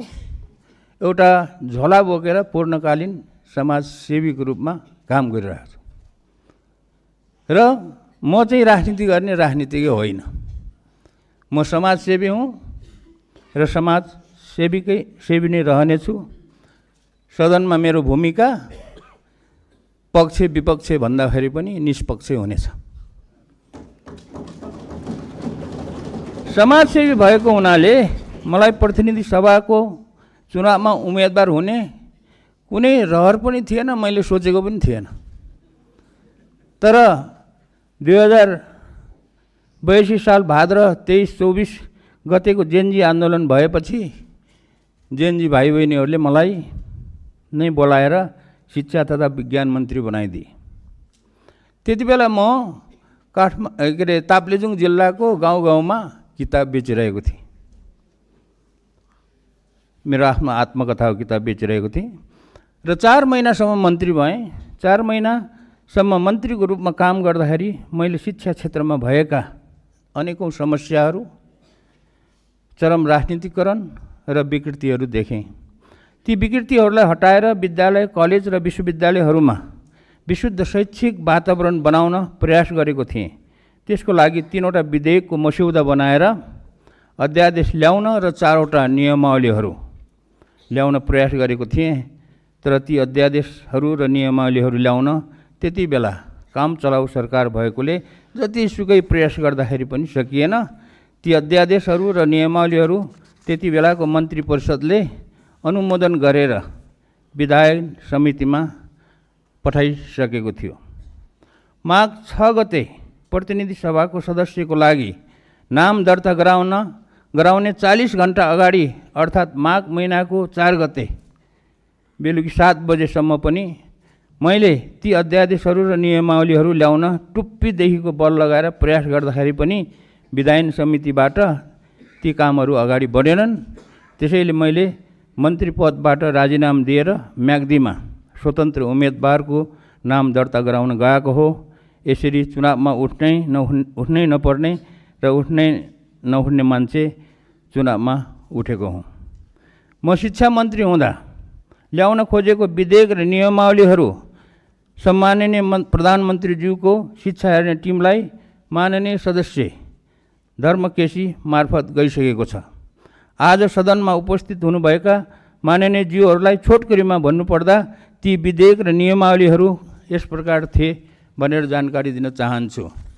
पहिलो अध्यादेश हाल भएका 18वटा विश्वविद्यालयहरूको व्यवस्थापन र सञ्चालनलाई राजनीतिकरणबाट मुक्त गरी पठन पाठनलाई प्रभावकारी बनाउन छाता कानुन बनाउने थियो। त्यसमा सम्पूर्ण विश्वविद्यालयहरूको कुलपति प्रधानमन्त्री हुने व्यवस्थालाई हटाएर योग्य र इमान्दार प्राज्ञिकहरूको समूहले विश्वविद्यालय सञ्चालन गर्ने भन्ने विधेयक थियो। विश्वविद्यालयलाई राजनीतिबाट मुक्त गर्न यो काम गर्नै पर्छ। दोस्रो अध्यादेश विश्वविद्यालयमा लेक्चरर, उपप्राध्यापक, सहप्राध्यापक र प्राध्यापकहरूको नियुक्तिमा भएको चरम राजनीतिकरणलाई हटाउन र योग्य व्यक्तिहरूलाई नियुक्त गर्न हाल प्रत्येक विश्वविद्यालयमा भएका 18वटा विश्वविद्यालय सेवा आयोगहरूलाई खारिज गरी लोकसेवा आयोग जस्तै एउटा मात्र सेवा आयोग गठन गर्ने भन्ने विधेयक थियो। तेस्रो अध्यादेश अर्थतन्त्र विकास गरेर नेपाललाई कागजमा मात्र होइन कि आर्थिक रूपमा नै एउटा समृद्धिशाली देश बनाउन र युवाहरूलाई स्वदेशमा नै रोजगारी सिर्जना गर्नको लागि विज्ञान, प्रविधि, व्यावहारिक अनुसन्धान र नवप्रवर्धनलाई उच्च प्राथमिकता दिने र प्रतिभाशाली र सृजनशील युवाहरूलाई देशमा नै राखेर उनीहरूको प्रतिभालाई उजागर गर्ने मौका दिनको लागि प्रधानमन्त्रीको नेतृत्वमा एउटा विज्ञान, प्रविधि, अनुसन्धान तथा नवप्रवर्धन कोषको निर्माण र सञ्चालन गर्ने भन्ने विधेयक थियो। यो विधेयकको बारेमा मैले विगत 20 वर्षमा बनेका धेरै सरकारहरूलाई गरेको विनम्र अनुरोध भालुलाई पुराण सुनाएको जस्तो भएको थियो। अहिलेको सरकारले पक्कै पनि यो कुरा सुन्छ होला भन्ने विश्वास छ। यो सारा नेपालीको अनुरोध हो, मेरो मात्र अनुरोध होइन। 4. विज्ञान प्रविधिको विकास नगरिकन कुनै पनि देश आर्थिक रूपमा समृद्ध नहुने भएकोले नेपालमा एउटा छुट्टै र शक्तिशाली विज्ञान प्रविधि अनुसन्धान तथा नवप्रवर्तन मन्त्रालय खोल्नुपर्छ। त्यसलाई चलाउन सक्षम विज्ञहरू राख्नुपर्छ भन्ने मेरो भनाइ एउटा कानले सुनेर अर्को कानले नउडाइयोस् भन्ने मेरो विनम्र अनुरोध छ। यो कुरा म आफू नै शिक्षा तथा विज्ञान मन्त्री हुँदा जोडतोडले उठाएको थिएँ, तर त्यति बेला सफल हुन सकिएन। 5. विद्यालय शिक्षा सञ्चालनको जिम्मा स्थानीय सरकारलाई दिएको हुनाले विद्यालय शिक्षामा धेरै विकृतिहरू जन्मेका रहेछन्। यो कुरालाई ध्यानमा राखेर शिक्षा नियमावलीमा धेरै नै सुधार गर्नुपर्ने छ र सो कुरा मैले प्रयास गरेको हो, तर भएन। जस्तै उदाहरणको लागि विद्यालय व्यवस्थापन समितिको गठनमा राजनैतिक हस्तक्षेप हटाउने, योग्य प्रधानाध्यापकको नियुक्ति गर्ने, शिक्षकहरूको सरुवामा राजनीतिक प्रभाव हटाउने र दरबन्दी शिक्षकहरूको दरबन्दी बढाउने जस्ता। समय सिद्धियो आफ्नो। ल म सकिहालेँ यति। समापन गर्नुहोस्। म 1 मिनट दिनुहोस्। र 6 नम्बरमा यो सिटिभिटीलाई पुनर्संरचना गरी त्यहाँबाट पनि राजनीतिकरण नहटाएसम्म र नयाँ सिस्टम नबसालेसम्म त्यहाँबाट विद्यार्थीहरूले सिपमूलक प्राविधिक शिक्षा प्राप्त गर्न नसक्ने कुरा प्रष्ट पार्न चाहन्छु। अहिले त्यहाँ अधिकांश सैद्धान्तिक पढाइ मात्र हुने गरेको छ। त्यसको लागि मैले शिक्षा मन्त्रीको रूपमा चालेको कदमहरू पुरा भएनन्। अहिलेको छोटो समयमा सबै कुरा राख्न सकिनँ। ती गर्नै पर्ने सबै कुराहरू बेला बखतमा भन्दै गरौँला। अन्तमा राष्ट्रिय स्वतन्त्र पार्टीका सम्पूर्ण युवा भाइ बहिनीहरूलाई नेपालको इतिहासबाट एउटा अत्यन्तै महत्त्वपूर्ण पाठ सिक्नुहोस् भन्ने अनुरोध गर्न चाहन्छु। इतिहास यस प्रकार छ। नेपालीहरूलाई राजनीतिक स्वतन्त्र दिलाई नेपाललाई विश्वमा चिनिने गरेर एउटा समृद्धिशाली देश बनाउनको लागि विक्रम सम्वत 2070 सालको क्रान्ति, 2015 सालको संसदीय निर्वाचन, 2046 सालको वृहत जनआन्दोलन र 2063 सालको दोस्रो आन्दोलन शहीद मधेस आन्दोलन भएको थियो। ती आन्दोलनहरूले जनतालाई राजनीतिक अधिकार पनि दिलाएकै हो। त्यही अधिकार प्रयोग गरेर नेपाली जनताले अहिले राष्ट्रिय स्वतन्त्र पार्टीलाई झन्डै 2/3 बहुमतले जिताएको छ। राम्रो काममा मेरो पनि सम्पूर्ण साथ हुनेछ। तर नेपालीहरूले अपेक्षा गरे अनुसार भ्रष्टाचारीहरू, घुसखोरीहरू, लोभी पापी दलालीहरूको समाजमा गाडिएको ज्वरो उखल्नको लागि हाम्रो समाजमा भएको नातावाद, कृपावाद, चाकरीवाद, चाप्लिसवाद जस्ता कुसंस्कारका दलदलमाबाट एकदमै टाढा रहनुहोस्। यदि पहिलेकै राजनीतिक दलहरूले जस्तै गरेर स्वतन्त्र पार्टी पनि नेपाली समाजको ती कुसंस्कारहरूमा फस्यो भने भाद्र 23-24 गतेको जेनजी आन्दोलन पनि कालान्तरमा असफल हुनेछ। ल धन्यवाद छ। अनि अन्तमा एउटा कुरा, यहाँ आजको कार्यसूचीमा मैले एउटा देखेको थिएँ, एउटा यो अध्यादेश रहेछ। यसमा थप कुरा के गर्न चाहन्छु भने अध्यादेश मतदाता नामावली पहिलो संशोधन अध्यादेश 2082 भन्ने रहेछ।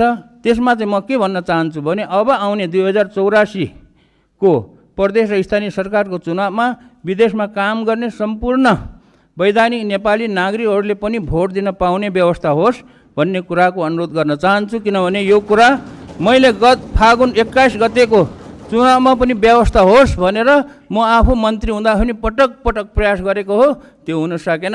र धन्यवाद छ।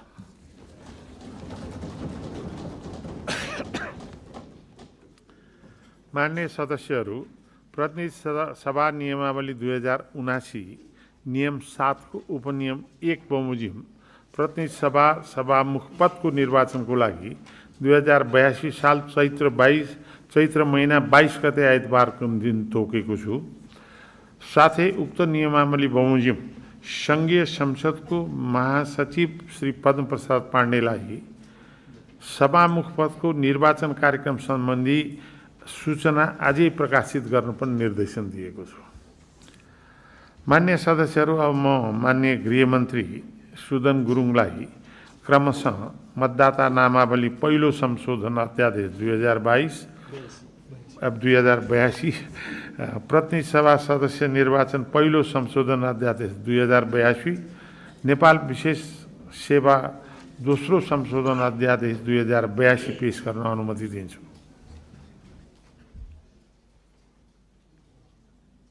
माननीय मन्त्रीजी।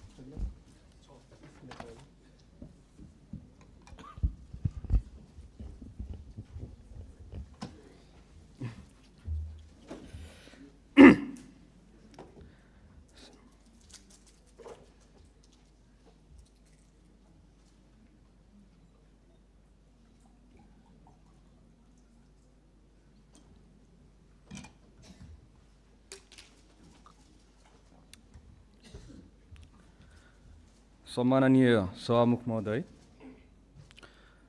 मतदाता नियमावली ऐन 2073 को दफा 4 को उपदफा 2 मा निर्वाचन आयोगले मतदाता नियमावली सङ्कलन तथा अध्यावधिक गर्दा आयोगबाट निर्धारित स्थान र समयमा एकै पटक वा पटक पटक हुने गरी तोक्न सक्नेछ भन्ने व्यवस्था गरिएको छ भने कुनै एक गाउँपालिका वा नगरपालिकाको कुनै एक वडाको मतदाता नियमावली सङ्कलन वा अध्यावधिक गर्दा एकैपटक गर्नुपर्ने निर्वाचनको मिति घोषणा भइसकेपछि सो निर्वाचनको प्रयोजनको लागि मतदाता नियमावलीमा नाम दर्ता नगरिने तथा मतदाता नियमावली सङ्कलन तथा अध्यावधिक गर्दा सर्वसाधारणलाई सूचना दिने लगायत अन्य व्यवस्था तोकिए बमोजिम हुने व्यवस्था गरिएको छ।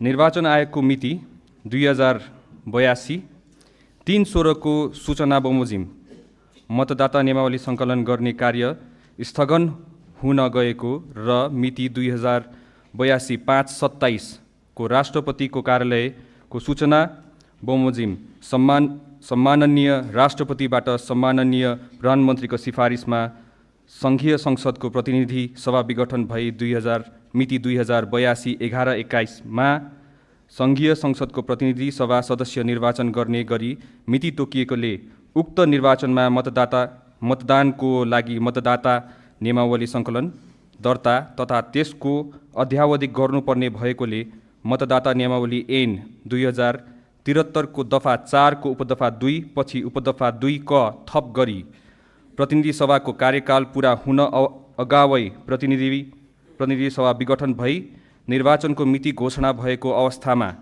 त्यस्तो निर्वाचनको प्रयोजनको लागि आयोगले अवधि तोकी मतदाता नियमावली सङ्कलन दर्ता तथा त्यसको अध्यावधिक गर्ने व्यवस्था गर्न सक्ने व्यवस्था गर्ने गरी मतदाता नियमावली ऐन 2073 लाई नेपालको संविधानको धारा 114 को उपधारा 1 बमोजिम अध्यादेशद्वारा संशोधन गर्न आवश्यक भएकोले सम्माननीय सभामुख महोदयको अनुमतिले मतदाता नियमावली पहिलो संशोधन अध्यादेश 2082 सभा समक्ष पेश गर्दछु। धन्यवाद।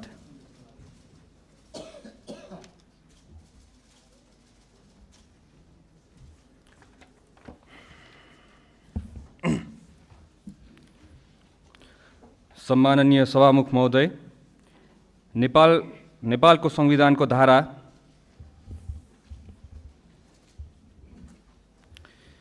नेपालको संविधानको धारा 84 को उपधारा 2 मा समानुपातिक निर्वाचन प्रणाली बमोजिम हुने प्रतिनिधि सभा सदस्य निर्वाचनका लागि राजनीतिक दलले उम्मेदवारी दिँदा जनसङ्ख्याको आधारमा महिला, दलित, आदिवासी जनजाति, खस आर्य, मधेसी, थारू, मुस्लिम, पिछडिएको क्षेत्र समेतबाट बन्द सूचीको आधारमा प्रतिनिधित्व गराउने व्यवस्था सङ्घीय कानुन बमोजिम हुने व्यवस्था रहेको छ। प्रतिनिधि सभा सदस्य निर्वाचन ऐन 2074 को अनुसूची 1 मा बन्द सूचीमा प्रतिनिधित्व गराउनु पर्ने समावेशी समूहको प्रतिशत सम्बन्धी व्यवस्था रहेको छ। सम्बत 2078 सालमा भएको राष्ट्रिय जनगणना प्रतिवेदन बमोजिम जनसङ्ख्याको प्रतिशतका आधारमा दलित, आदिवासी जनजाति, खस आर्य, मधेसी, थारू तथा मुस्लिमको जनसङ्ख्याको आधारमा प्रतिशत कायम गर्न आवश्यक भएकोले प्रतिनिधि सभा सदस्य निर्वाचन ऐन 2074 को अनुसूची 1 मा संशोधन गर्न प्रतिनिधि सभा सदस्य निर्वाचन पहिलो संशोधन अध्यादेश 2082 नेपालको संविधानको धारा 114 को उपधारा 1 बमोजिम जारी गर्न आवश्यक भएकोले सम्माननीय सभामुख महोदयको अनुमतिले उक्त अध्यादेश सभा समक्ष पेश गर्दछु। धन्यवाद हजुर।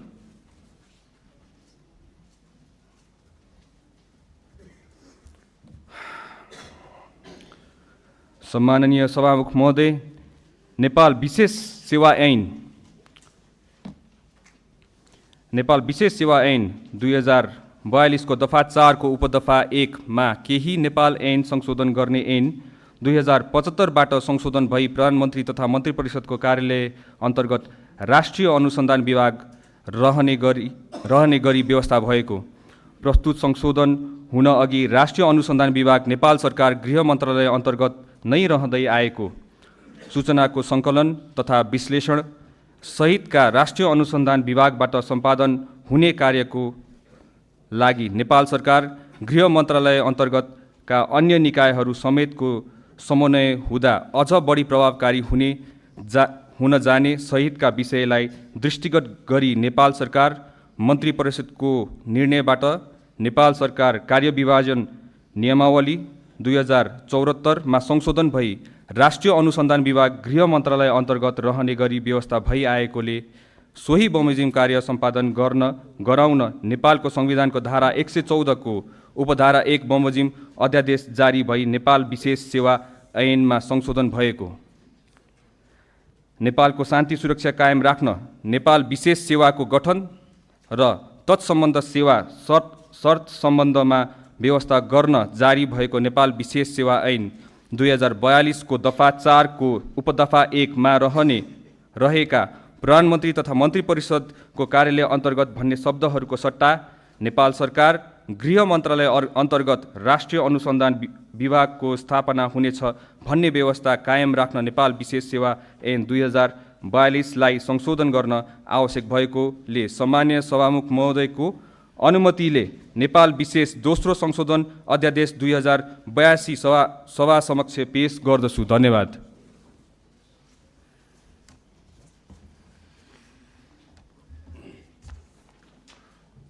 मान्य सदस्यहरू, अब म पूर्व सदस्यहरू संविधान सभा सदस्यहरूको निधन भएकोमा निम्नलिखित शोक प्रस्तावहरू प्रस्तुत गर्दछु।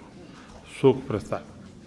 नेपाली कांग्रेस पार्टीको तर्फबाट विक्रम सम्वत 2048-2065 सालको संसदीय निर्वाचनमा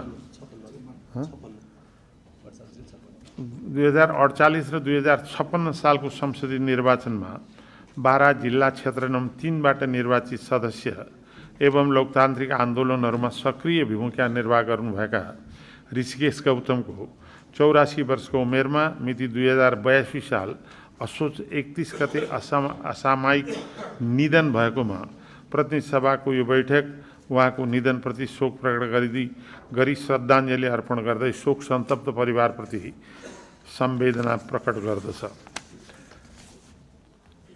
ख नेपाली कांग्रेस पार्टीका तर्फबाट विक्रम सम्वत 2053, विक्रम सम्वत 2056 र विक्रम सम्वत 2074 सालमा प्रतिनिधि सभा सदस्य, विक्रम सम्वत 2064 मा संविधान सभा सदस्य निर्वाचनमा रौतहट जिल्ला निर्वाचन क्षेत्र 2 बाट निर्वाचित सदस्य, पूर्व मन्त्री एवं लोकतान्त्रिक आन्दोलनहरूमा सक्रिय भूमिका निर्वाह गर्नुभएका मोहम्मद आफ्ताब आलमको 63 वर्षको उमेरमा मिति 2082 सालको कार्तिक 22 गते असामयिक निधन भएकोमा प्रतिनिधि सभाको यो बैठक उहाँको निधनप्रति शोक प्रकट गरी श्रद्धाञ्जली अर्पण गर्दै शोक सन्तप्त परिवारप्रति संवेदना प्रकट गर्दछ।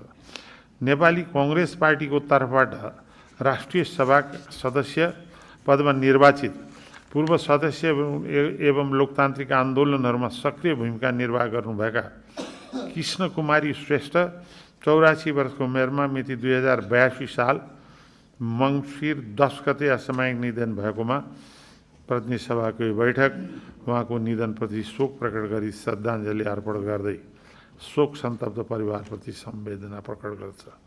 नेपाली कांग्रेस पार्टीको तर्फबाट विक्रम सम्वत 2048 सालमा राष्ट्रिय सभा सदस्यमा मनोनित विक्रम सम्वत 2056 सालको प्रतिनिधि सभा सदस्य निर्वाचनमा मोरङ जिल्ला निर्वाचन क्षेत्र नम्बर 1 बाट निर्वाचित सदस्य र विक्रम सम्वत 2064 सालको संविधान सभाका सदस्य तथा पूर्व मन्त्री एवं लोकतान्त्रिक आन्दोलनहरूमा सक्रिय भूमिका निर्वाह गर्नुभएका आमोद प्रसाद उपाध्यायको 91 वर्षको उमेरमा मिति 2082 साल मङ्सिर 27 गते असामयिक निधन भएकोमा प्रतिनिधि सभाको यो बैठक उहाँको निधनप्रति शोक प्रकट गरी श्रद्धाञ्जली अर्पण गर्दै शोक सन्तप्त परिवारप्रति संवेदना प्रकट गर्दछ।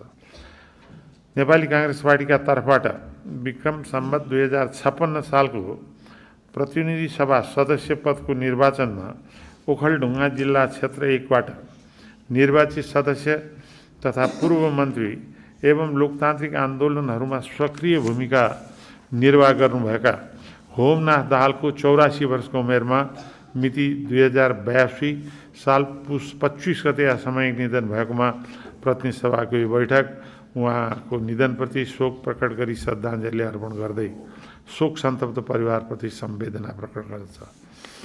नेपाली कांग्रेस पार्टीका तर्फबाट विक्रम सम्वत 2070 सालको संविधान सभा सदस्य र विक्रम सम्वत 2080 सालमा राष्ट्रिय सभा सदस्य पदमा निर्वाचित सदस्य एवं लोकतान्त्रिक आन्दोलनहरूमा सक्रिय भूमिका निर्वाह गर्नुभएका बलदेव बोहराको 74 वर्षको उमेरमा मिति 2082 साल पुस 30 गते असामयिक निधन भएकोमा प्रतिनिधि सभाको यो बैठक उहाँको निधनप्रति शोक प्रकट गरी श्रद्धाञ्जली अर्पण गर्दै शोक सन्तप्त परिवारप्रति संवेदना प्रकट गर्दछ। उक्त शोक प्रस्तावहरूलाई पारित गरिदिनु हुन अनुरोध गर्छु।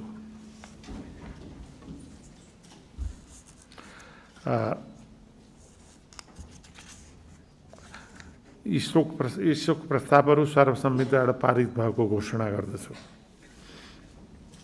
मान्य सदस्यहरू, अब हामी स्वर्गीय ऋषिकेश गौतम, मोहम्मद आफ्ताब आलम, कृष्ण कुमारी श्रेष्ठ, आमोद प्रसाद उपाध्याय, होमनाथ दाहाल, बलदेव बोहराको आत्माको चिर शान्तिको लागि उठेर 1 मिनेट मौन धारणा गरौँ।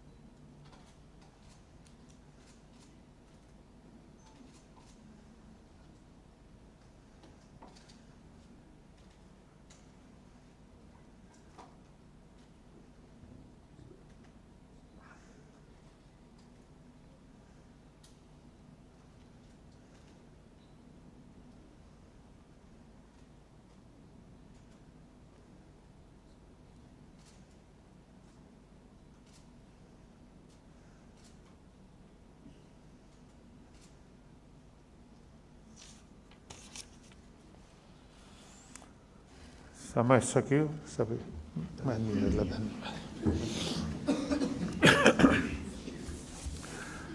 मान्य सदस्यहरू, अब यो प्रतिनिधि सभाको अर्को बैठक 2082 साल चैत्र 22 गते आइतबार 11 बजे बस्ने गरी यो बैठक स्थगित हुन्छ। धन्यवाद।